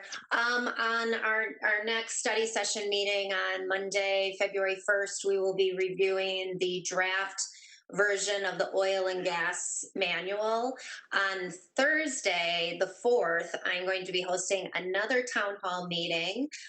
It's Ward 2, but all are welcome to answer questions, get more information, since the study session is not a public dialogue on oil and gas. That's at 6:30, and the information's on the website.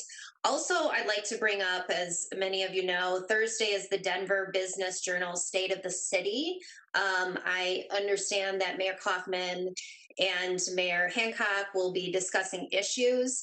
I just want to say publicly, Mayor, I hope that if you discuss the issues of homelessness, that you frame it that it is your opinion and not the City of Aurora's or the City Council's. Councilmember Murillo facilitated a discussion led by our region, community, nonprofit groups, Dasher and other groups put out a press release. It has caused a lot of damage, and the continued narrative is continuing a lot of damage. So if you are speaking on that, I hope that there's some sensitivity and some listening to what our nonprofits are, and that we continue to have that as part of the dialogue and not just specific talking points that you've continued with. Thank you. Councilmember Berzins. Wow. I would like to say, in memory of Aurora lost a wonderful patriot and a lover of the city on the 18th. Gene Hogan, many of you know Gene Hogan. He was 93 and he passed away on the 18th. He served in the Air Force for 21 years and then taught in Aurora Middle School for 17 years after that. He started the Neighborhood Watch program in Chambers Heights. And if you didn't know him, you probably saw him at some of our study sessions and council meetings. He would come, and actually his son would drive him with his veteran hat on and down in his walker. And, he would give us a piece of his mind because he loved Aurora so much. So I just want to say, rest in peace, Gene. We will miss you and your wonderful personality. So back to business. Ward 3 will have its virtual meeting on February the 10th at 6:30 to 8. And please go to the city website to get the WebEx link to tune in, or go to my city Facebook page. It'll be on both. So February 10th, and also it's March 10th also. So the way the calendar falls. Thank you. That's all I have. Councilmember McConnell. Thank you, Mayor. So for Aurora Sister Cities, the Japan Committee is putting together a virtual bullet train ride event on February 6th at 4 p.m. This is a really awesome opportunity to get a feel for what modern mass transportation looks like, along with the option to enjoy a real Ekiben kit, which is like a bento box that you would get on a train to complete the experience. So you can get more information on this event at aurorasistercities.org/newsroom. And then our next Ward 4 meeting will be on February 10th at 6:30 p.m. via WebEx and Facebook Live. We will be talking about HOAs with city staff and joined by Representatives Iman Judah and Mike Weissman, both of which represent Ward 4 at the Capitol, to hear your feedback and to take your questions on HOAs. Have a good night, everybody. Councilmember Coombs. Thank you, and apologies in advance for a slightly lengthy report. Most of my boards met this last week. So my next ward meeting will be on February 3rd at 6:30 p.m. And from now on, the ward meetings will be held the first Wednesday of the month at 6:30 p.m., which is a departure from the previous schedule. On the 3rd, we will have staff, folks from the county, and provider presentations and a discussion on homelessness and homeless services. And then other topics of interest that will be scheduled throughout the year are water conservation, a council at large debate, and presentations on HOAs, registered neighborhood organizations, and special districts. If folks have an interest in other topics, please let me know. Those are the ones that came up at our January meeting. For Visit Aurora, we're working on recruitment for our committees, and so I will let you guys know which committee I end up serving on within Visit Aurora in the coming year when we make those decisions. I also have a report from Bruce Dalton that information that Visit Aurora received from Smith Travel Research indicates that the national hotel occupancy fell 33% from 2019 in 2020. And the outlook for 2021 is that it will recover later in the year after folks have been vaccinated and are eager to travel again. And that full service and high-end hotels were disproportionately hit by these drops in demand because they usually have corporate and group events, which were largely canceled. And that Aurora hotels ran about a 36% occupancy, which was 8% less than the national average. That was significantly impacted by Gaylord Rockies being closed for a few months. So then DRCOG, some of the funds from the most recently passed coronavirus relief program have been allocated to DRCOG to Colorado, and will be distributed through DRCOG for transportation projects, and that will include several waitlisted projects, including 2 from Aurora. And then there are also grants available from CDOT for telework, including potentially grants that could be used for fiber optic projects. And then there were some very interesting public comments from the Arts and Culture Network for Emergency Preparedness, who had a lot of thoughtful ideas about how we can use the skills of currently out of work special event professionals to set up safe outdoor spaces that can help address some of the impacts of homelessness in our community. Wow, Mayor, cool. Nice laughing at that. So the Cherry Creek Basin Water Quality Authority also had their first meeting on Thursday. I was sworn in, and Mayor Pro Tem Bergen was recognized for her years of service to that board as a director. There was also leadership elections and the approval of a stream reclamation project, and then we had reports on CDPHE rules pertaining to Cherry Creek Basin, and an initial presentation of the draft water quality monitoring report, which we will take more action on in our meetings in the next few months. So sorry again for the lengthy report, and thank you all. Oh, and then Mile High Behavioral Health Care has our board meeting tomorrow, so I'll have a report next time for that. Mayor Pro Tem Bergen. Thank you, Mayor. So I'll start with my E470 report, and we have a meeting and discussed board officer elections. So I was elected to be the secretary as an officer on the E470 board. And then we discussed the Adams County open space request for a project that they're doing. And then being an officer, one of my duties is to help with the executive director performance review. So we had that actually on Friday morning and did that review. And then I am new now on the Mile High Flood District. So I had my first meeting on that. And then just wanted to say that my council meeting is this Wednesday from 6 o'clock to 8 o'clock. My area has really had a lot of concerns about the increase in crimes.